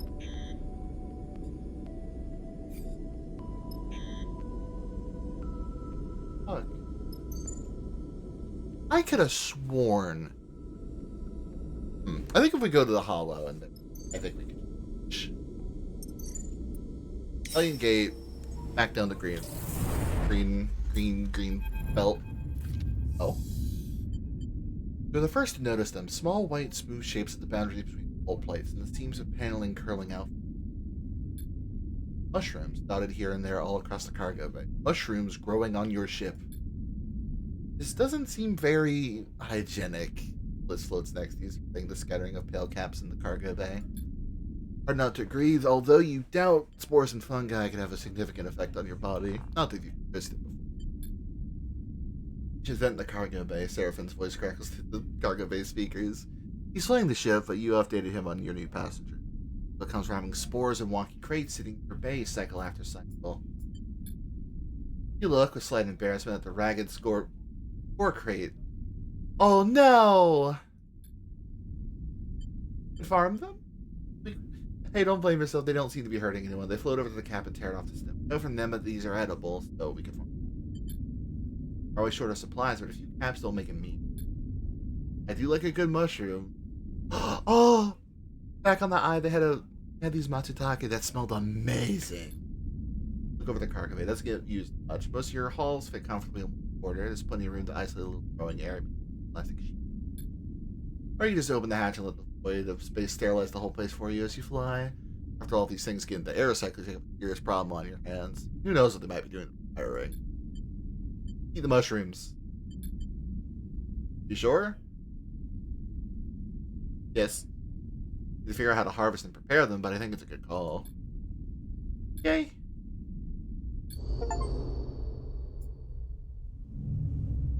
Mushroom Samba. Yay.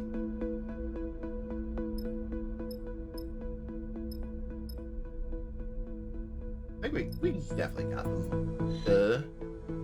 Just fly it back on over. So ideally this Aki's thing will be done by now. Yes.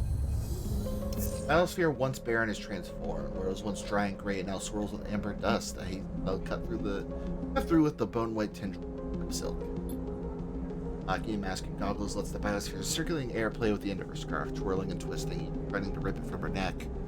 That scarf, she has explained, is woven from the bast fibers of the steppe silk itself.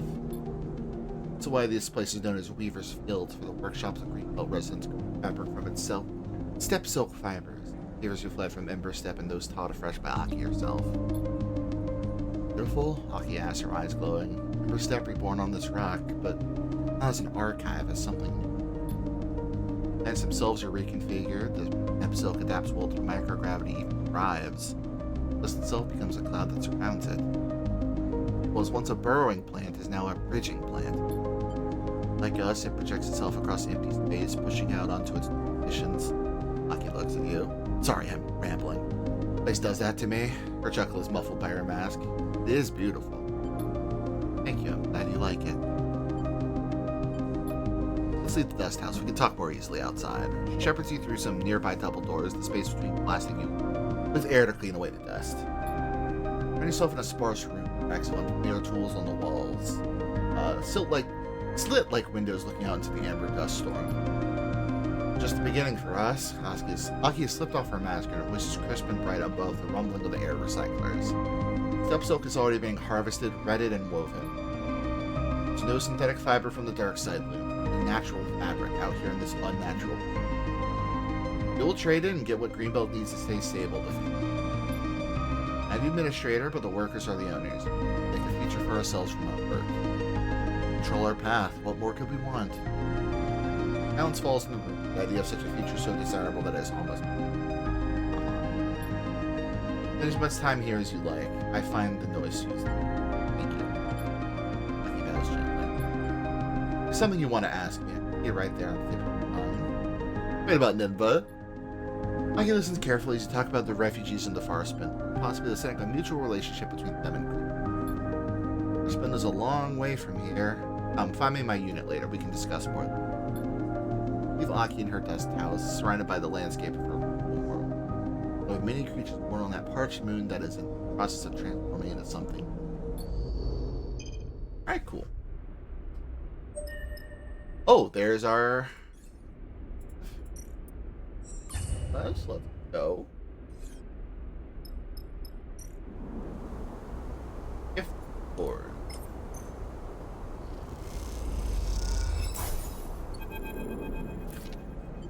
Come in. Door of Aki's unit slides open. You see her perched at a terminal, her face pale in the blue light of the screen. I've not seen her in this setting before. She seems paler, older when she's surrounded by the soft light of the biomes. Just one moment, her eyes do not leave the screen as she leans closer, squinting at some deep. You get the sense this is her least favorite part of her administrative position. Sighs and looks up. Done. Immediately her eyes are drawn to the crate you carry. What have you brought me? Ores. Ores, her eyes light up. Let me see. And Lex the Warren catches on the crate. You explain about Nimba and his work with refugees in her hand. Aren't sure Aki is listening, though. She seems eager to see inside the crates. Aki manages to get the lid open and lifts a thinner canister out of the end. All windows, dusty looking. This loosened sheet curled inside. Footprints. Looks at you. This is quite a gift from this Nimba, you said? Carefully slots the canister away. Make good use of these. Tunnel under Greenbelt will make an excellent one. She smiles to herself.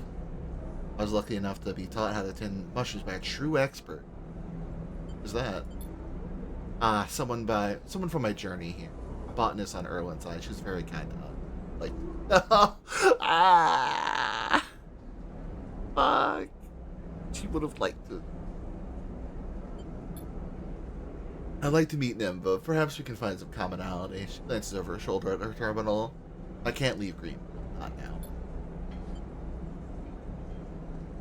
A little nervous to ask this of you, given your ferrying back and forth with messages and deliveries, but did you bring Nimba here so we can speak? Gladly. I hope that would be the case. Girl Beep begins imitating from Aki's throat. The Weavers, I need to speak. One more run from Greenbelt to the far spindle and back again. At least you aren't carrying spores this time. Okay, while we're out here...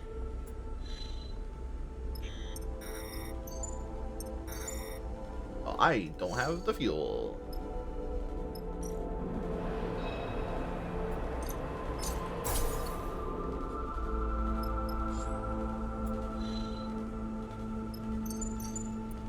Alright, we go there. Drop this shit off.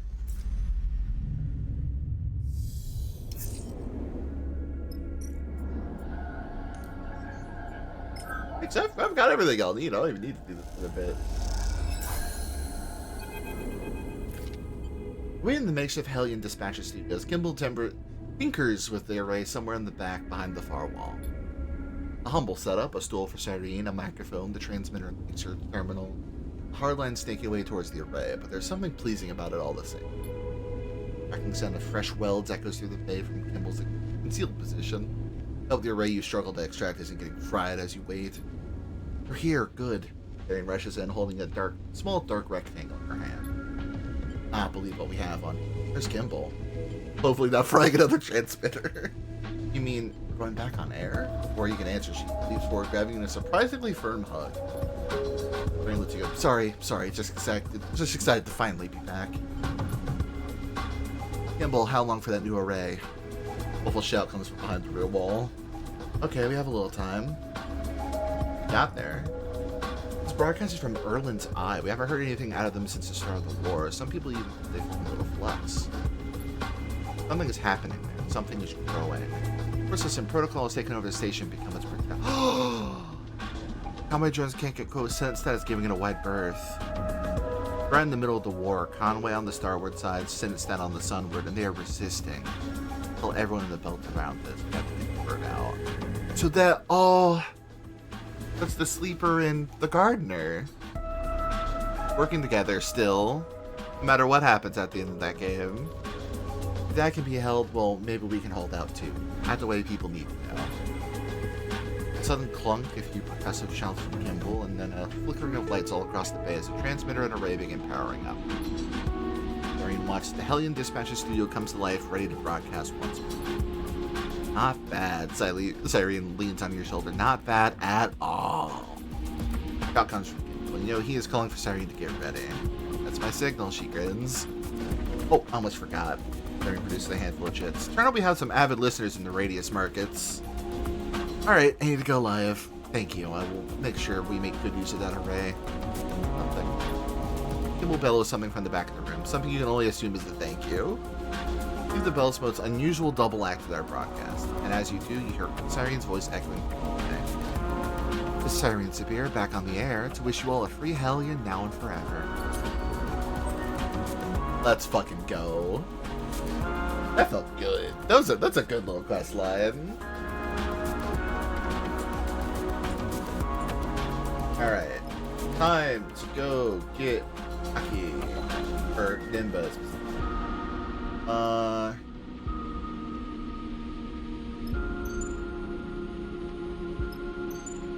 So if we, like... We can go directly to Flotsam. I will instead...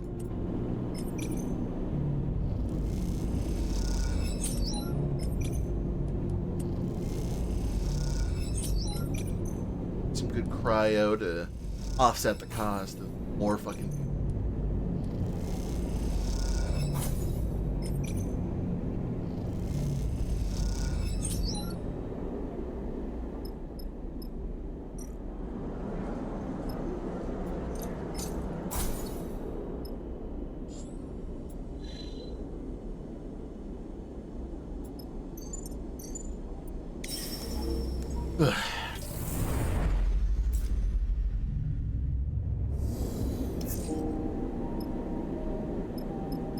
So we can get some work.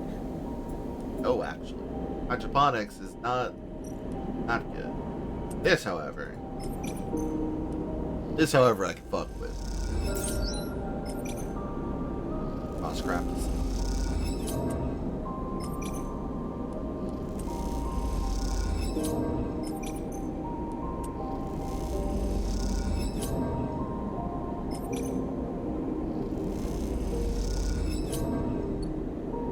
Food now.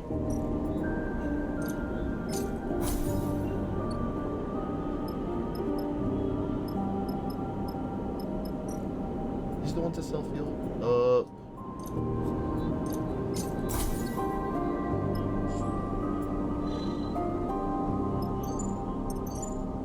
So far, Spindle.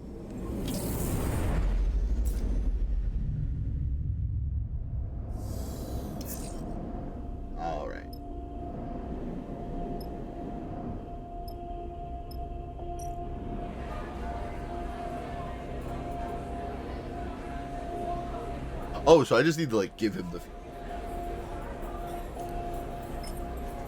Hard action. Is that just gonna straight take us there? Oh, fuck yes. Awesome. I don't even need to waste more. I comes to meet Neb at the entrance. Until she's in full administrative.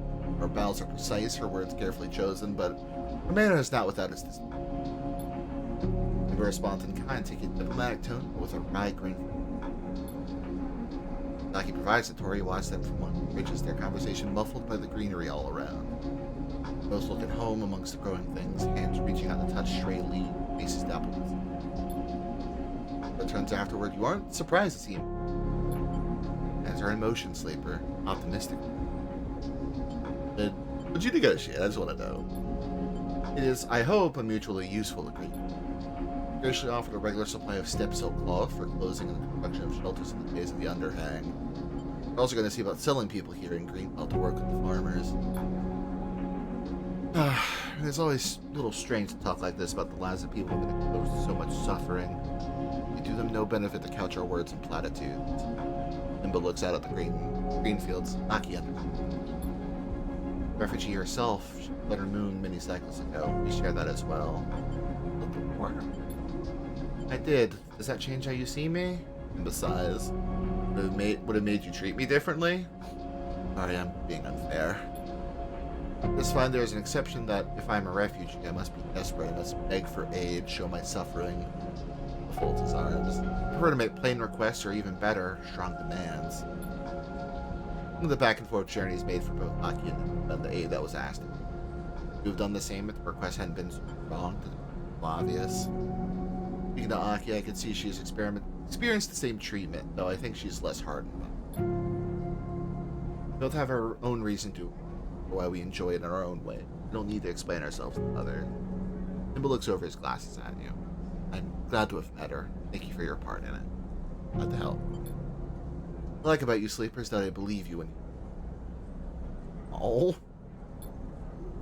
I'll stay a little longer. Aki's promised to send me back to the far spindle with the first shipment of fabric. I will then gather those who wish to come here and send them back in the secret later. Change begins, the work never ends. Hear goodbyes and leave Nimba on the bridge. Apple Lane. All the shuttling of spores across the belt, you finally have a clear view of Aki and their response to their own hardship. Not saints acting from a position of purity, but pragmatism. And to change those things that once marked them. Future they will build together as one unit. And we got more upgrade points, baby! Alright, honestly, I think engineer comes up way more fucking frequent. Like, so let's... Maybe not the thing I originally, you know, backed into, but make it work, baby.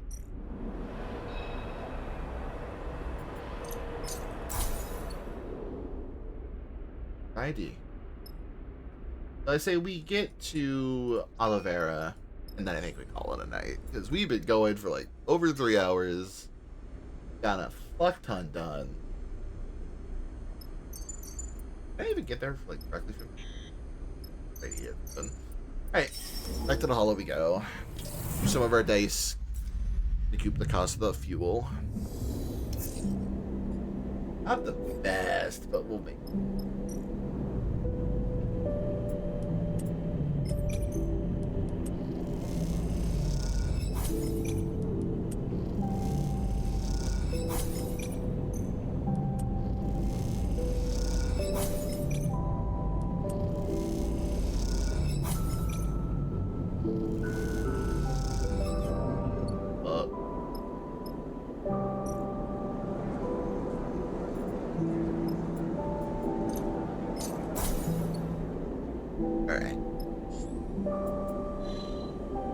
Oliveira we go.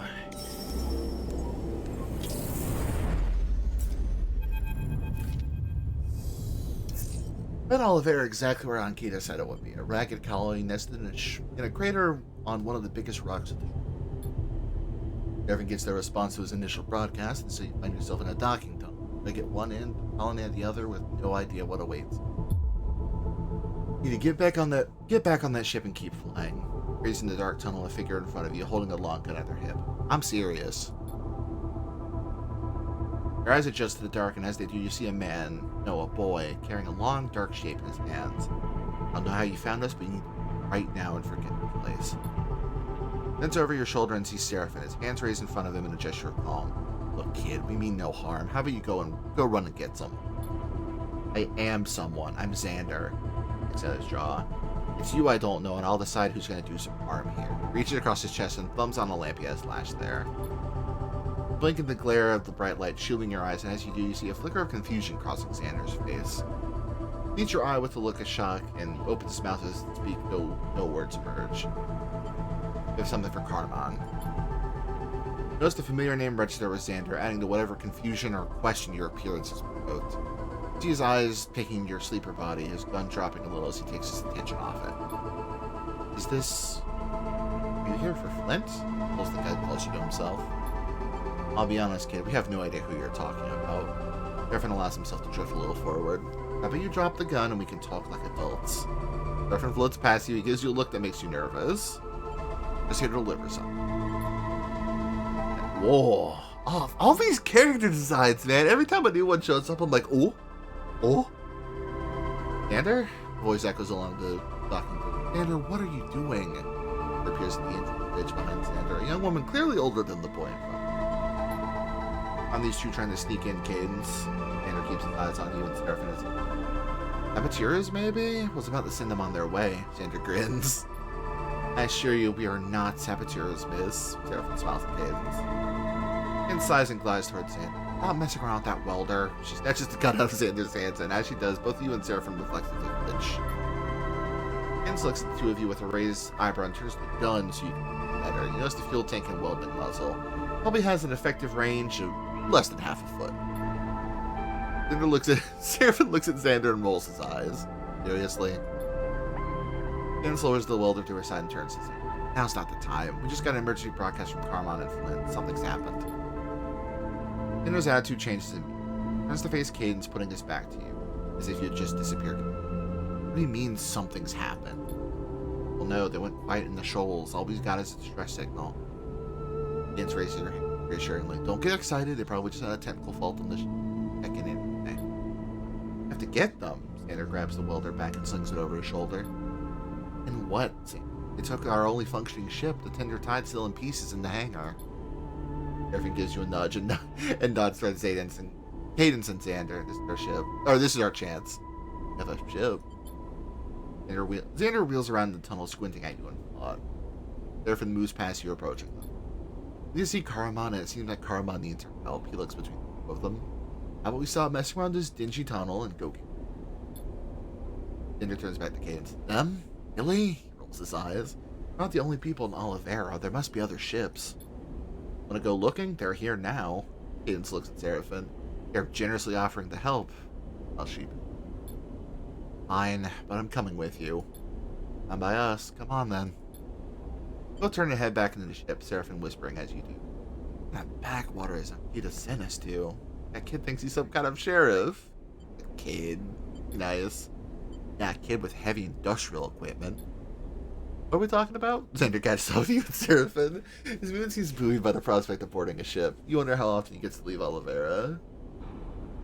Olivera? Oh, you haven't seen the half of it, Xander thinks. Wait up, you turn back to see Cadence gliding up the tunnel. I changed my mind, I'm coming too. You made to grab some supplies just in case. Yay, we'll be there in a sec. Yippee. Osmond Seraphin doesn't seem to be waiting for confirmation. Is he Cadence? Yeah, and Cadence, I assume. He and Cadence head back in the attack. You're slightly thrown off by his eagerness to be helpful. This is the first time we've actually seen him be welcoming to anyone coming on board. Get to the cockpit, you know, Xander looking wide-eyed at the console switching. Yep. Fins. In a short wait, Cadence and Seraphin come back into the cockpit. I'll load it up. Might want to strap in there. Yep. Xander and Cadence find a place to settle as Seraphin buckles himself into their plate seat. Alright, show us where to go. Oh, we're just like in immediately. Shit, okay.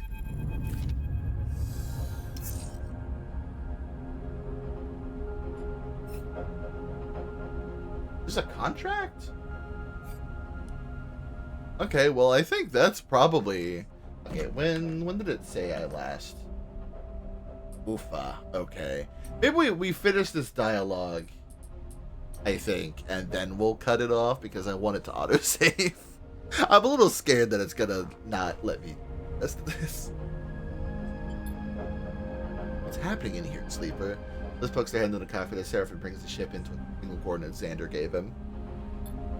Looking on the cockpit, Xander is tapping at the co-pilot console mounted in front of his seat in a haphazard way while Cadence is asking Seraphin about how the rig works.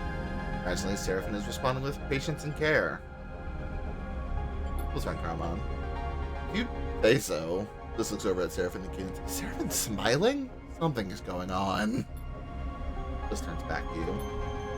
Is working on the ship's wiring, won't respond to my messages. Probably in the wall somewhere, hooked up to the main line. I'm here, so how about you tell me what we're doing out in the middle of nowhere? Quiet. Revan's voice cuts through the chatter. Is that? Down to the debris field in a sparking, ragged-looking shape tucked beside a rock. Chip. Bliss exchanged concerned glances. This isn't good. I'll bring her in. I don't know anything yet, so everyone calm down. Xander is silent, his face pressed against the glass. Kane stares out the wreckage. No one speaks until the rig is brought to a stop. Alright, now we're going out there and we'll have a poke around. Verify the ship and we move over the look into it. I'm coming to you. You need someone to identify the ship, to identify... Xander nods you tight-lipped and pale. You head to the airlock. Oh, so it's Bliss and Xander. Got it. Well... Okay, so it did autosave. One moment then.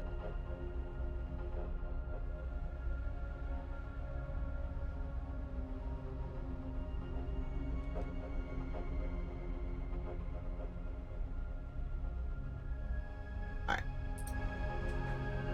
It's just this one spot, I see.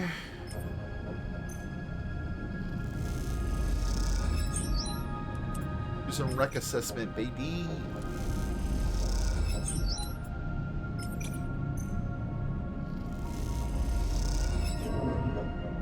Of course, I got fucking stressed somehow.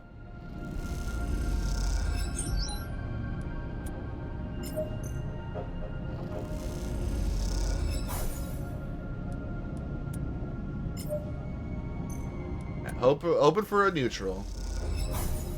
Hope for another neutral. Pray for these as well. Fuck.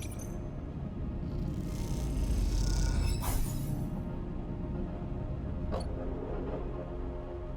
One day down. I have to imagine this place has fuel and supplies going around.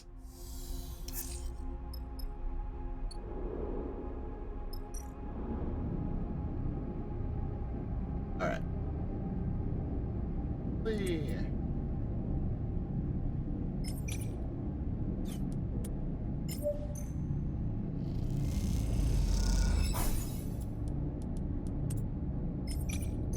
Saving our lower mid-range dice. There we go.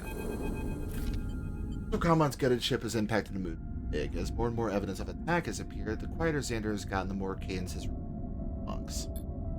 After search complete, you are gathered in the cockpit to discuss what's been found. Tell us already. Xander is perched on the back of one of the seats, looking at some hinged container he found in the wreck, open and closed. Say bluntly. Tell them how it is. The ship was attacked with live weapons fire. Attempted to flee and burn out the drive. The ship landed a debris field and came to rest here, crumpled and crushed. There are no bodies. Mention of that word bodies, a shudder runs through those assembled. They're here, somewhere, and we find them, whatever state they're in. And it's right, we aren't leaving them out here. Khamon made Oliveira what it is, saved us. Won't come back without him. We'll do the same for us. Names the ship, Seraphim begins. We're almost certainly dead, we get it, but there are debris trails leading away from the ship. We've seen them. Oh, there are, but those could be from secondary explosion. Pick the wrong trail, it could lead us in circles, cycle after cycle. Better pick the right one. That's what we'll do. Okay, we got 2 choices. 3 choices.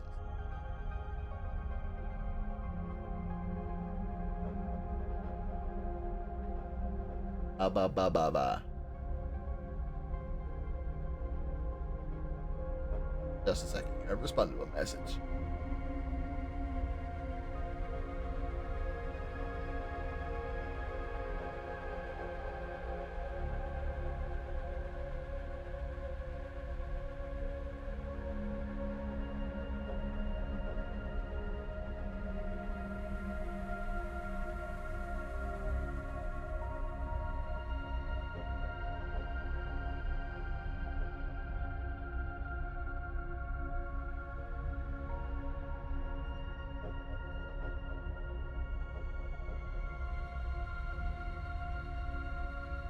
on.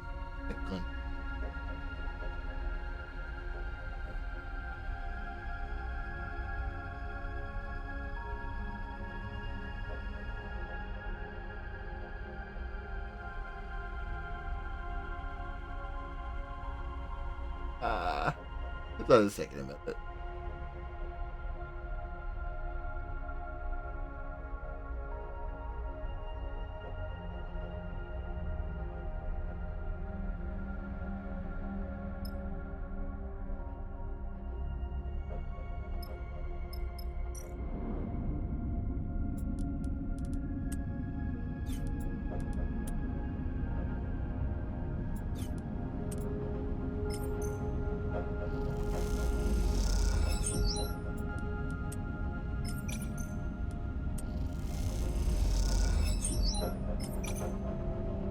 It's so nice to get this done, like, first try. Yeah. Fine. Honestly, if we get a neutral here, that'd be perfect. Done with this one. Let's go! Feels dead sleep going nowhere. Well, that didn't actually lead. Well,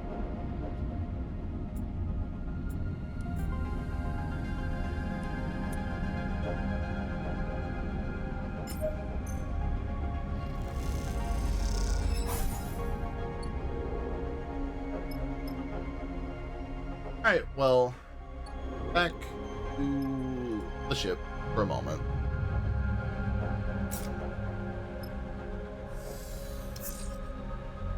Ooh, this is nice today. Crazy good. But it does suck that Bliss doesn't have anything to actually do.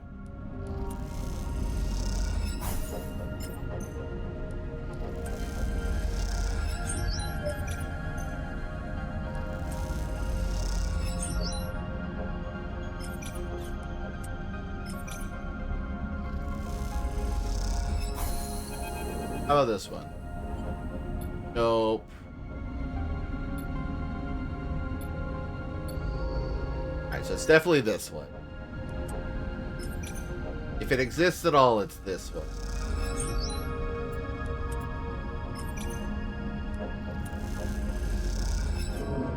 Oh, really?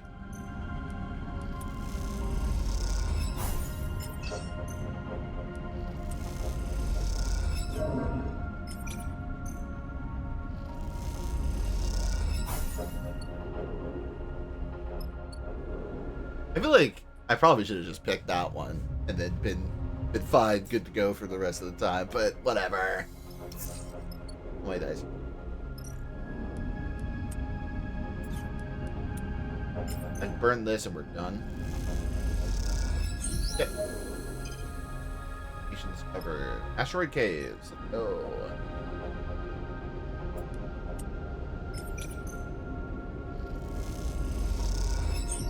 This is just maybe not a good choice here. You can't not bring them either.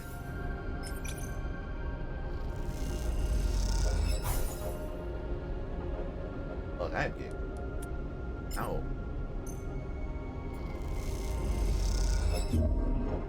No! Fuck. 2 stress? Fuck me.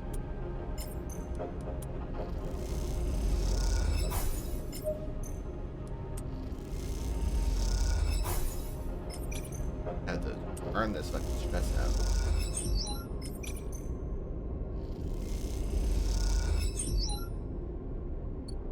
We're getting that shit. So sorry, Sandra, you got too stressed out. The characters that have 4 stress limit are scary as hell. No, my dice!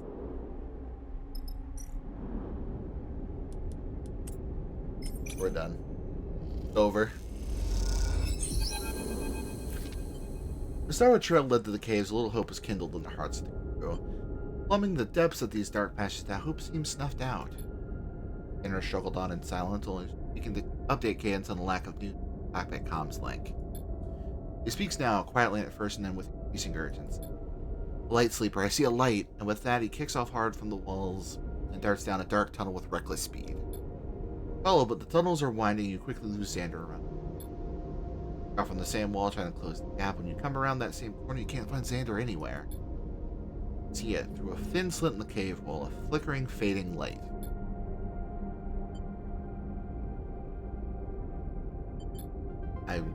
Okay. Great. Xander's not fucking contacting me. Fine.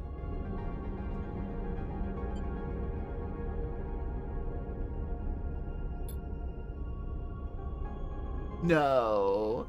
Immediately supposed to be Karaman. His head is shrouded like an emergency helmet, inflated around him like a balloon. An oxygen canister floats by attachment. Is he still alive? His eyes are closed, his body is still. You try to settle your gaze on his chest to see the telltale rise and fall. And light catches something else, something broken and skeletal nearby. Faced with bright eyes watching you. Holy shit, another sleeper? A sleeper, another sleeper. They watch you with lit irises, once just like yours. Torn face reveals no emotion. Nose crouched, coiled even, like a spring ready to strike. You're both frozen, unsure, afraid. Nothing moved. Your eyes trace the damage to their suits, to their body. Look broken, worn down, and you wonder if this is how you look to others. They flinch when they see you as you feel the need to now. Armand. Xander's panicked voice cuts through the silence. He rushes forward to the floating body, and as he does, the other sleeper pulls away from the wall like a statue coming to life. For a moment, you go to intervene to save Xander from this skeletal figure, but the sleeper falls on Xander to embrace him, and Xander returns to the bug. Float stunned, watching as Xander begins to pull Armand's body from the cave with the sleeper guiding him. Armand is stable. Okay, so he's good. Whew. Armand is stable. She looks between you and Seraphim, thanks to you. Clint? One is there with Karaman. They seem to be functional, if that's what you mean. Head back to Oliveira. Seraphim cuts in, places a hand on your shoulder and steers you away toward the cockpit. Once you're out of earshot, Seraphim turns. Do you know Flint was a sleeper? No. I don't want to be suspicious. I was just surprised, that's all. They look different. Different how? Just never seen a sleeper like that. He looks away. I'll go get her started up. Let's just keep an eye on them, okay? He's you floating in the corridor, unsure what to think. Flint is the first sleeper you've met since you escaped the program, and at this point, those memories are a little more than fragmented. As the rumble of the drive, drive runs through the ship, you can't help but feel a little concerned about this man. Get me out of here. Alright. This is the poorest set of dice I have ever seen. Take a screenshot of that. Left alone by Xander and Seraphim and the docks while Karaman is carefully carried from the rig by Flint, guided away into one of Oliveira's many. Okay, I believe you. Xander shrugs his shoulders. Leave us how? You aren't saboteurs, although you never know. Appreciate that. No problem. He nods you with the kind of seriousness that only children possess. Tell me, kid, why are you so protective?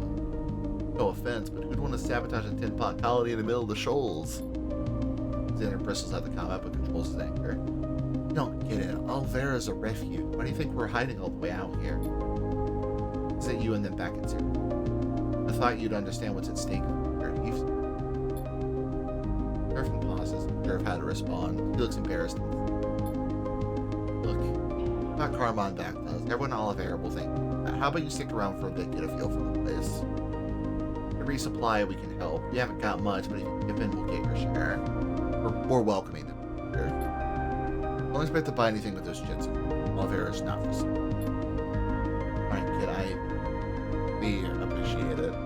You need to hang around until Karaman is back up and awake. Not of the rest. Be around then. Well, surely doesn't sound bad. Yeah. Let's meet the Karaman. Sure, but Karaman isn't going anywhere. We've got time. We're left floating in the docks, unsure of what comes. It doesn't seem like Lane is going to find you out here, so maybe this is the perfect time to take a breather. Or at least until you can breathe on Kita's drive to Karaman. Turn that little thumb Thumbnail drive over in your pocket. Time to see what Olivero has to offer. Big place. How long? Buzz in recovery, and Olivero will have to navigate a common crisis without his steady hand. What does that mean?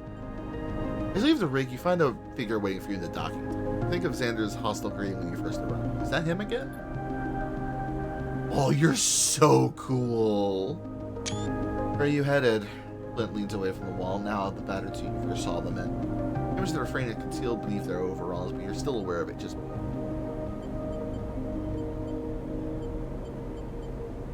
grab sorting. Aim. I'll join you. Both together through the docks in silence. Flint makes you nervous, and their insistence on intercepting you hasn't exactly calmed the situation. That sensation, rather. Breaking the silence eventually becomes unavoidable. Hi, Flint.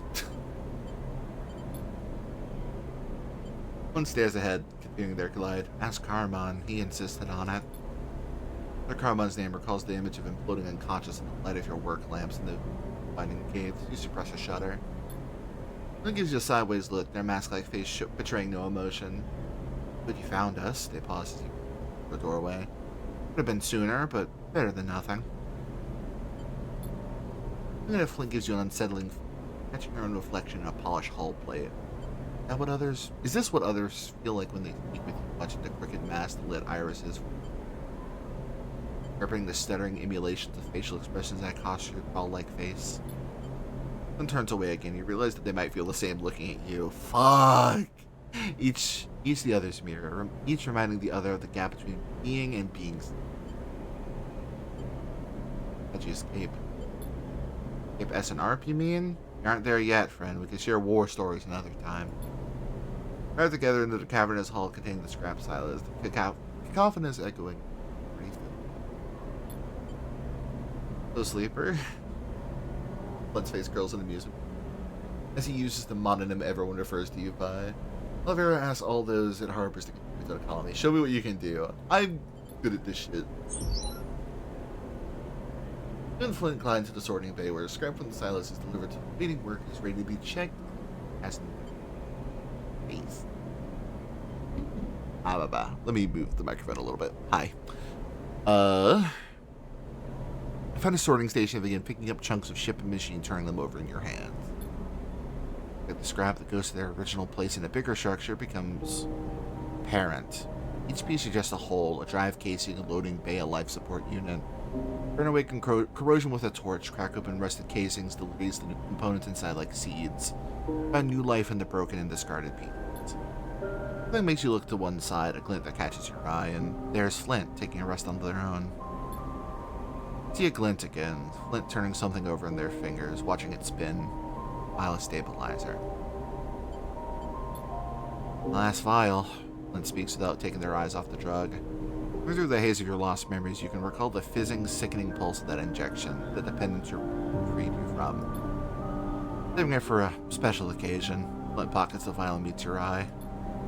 You don't need a stabilizer, do you? Flint moves away from the wall they were resting against. I noticed you were different from the first moment we met, but I didn't realize what it was until now. The way you work, the way you move, without dependence, I see it now. I gotta be honest with him, really. Tell him about the process you and Seraphin attempt on Darkside, the one that Lane interrupted. They listen absent-mindedly, watching the workers instead of you. It's not all, though, is it? Something wrong with you. More than just your decaying frame, your signal at your presence smells different. Changing. I can see that, but I wonder what you are changing into. I know who I am, what I bring to this place. All these people are at risk because of me. That means you too are at risk. It was your crew to me, and more importantly, this place. Olivero will welcome you just as it welcomed me, and it will do so in spite of itself and its own sin. I want you to know that, as they will pay the cost, those close to you, and you must know what they pay it for you. Know that they pay it for you, rather. With that, Flint turns and glides away, leaving no space for her. Watch them leave, their billowing cloak revealing and concealing the glinting and ragged parts of their exposed skeletons. Flint is so fucking cool. Oh my god. Alright. Who is live? Because holy shit, that was an eventful fucking. My god. Oh my lord. It's. Why is Marcy? Oh no, Marcy's just finishing. No. Let's see. We've secured the Ah! I'm supposed to see that. I'm supposed to hear that thing. Oh my. Let's go raid someone we've not raided before. My friend Pokey, who is streaming Like a Dragon Infinite Wealth, a game I quite like. But yeah, we'll be back Friday. But I'll be playing more of Prince of Persia: The Lost Crown. I'm honestly maybe a little tempted to do this like a third time in a row, but I don't know. I feel like that might be too. I feel like Oliveira, and then we go back to Darkside, and that's the end of the game. Sort of how I'm feeling, because we've done, I think most everything I want to say, in the game. I feel like, at least in terms of drives and that sort of thing. I mean, I'm sure there's a lot on Oliveira, but oi. Regardless, I will see you then. I hope you all have a good rest of your night. I love you. Bye.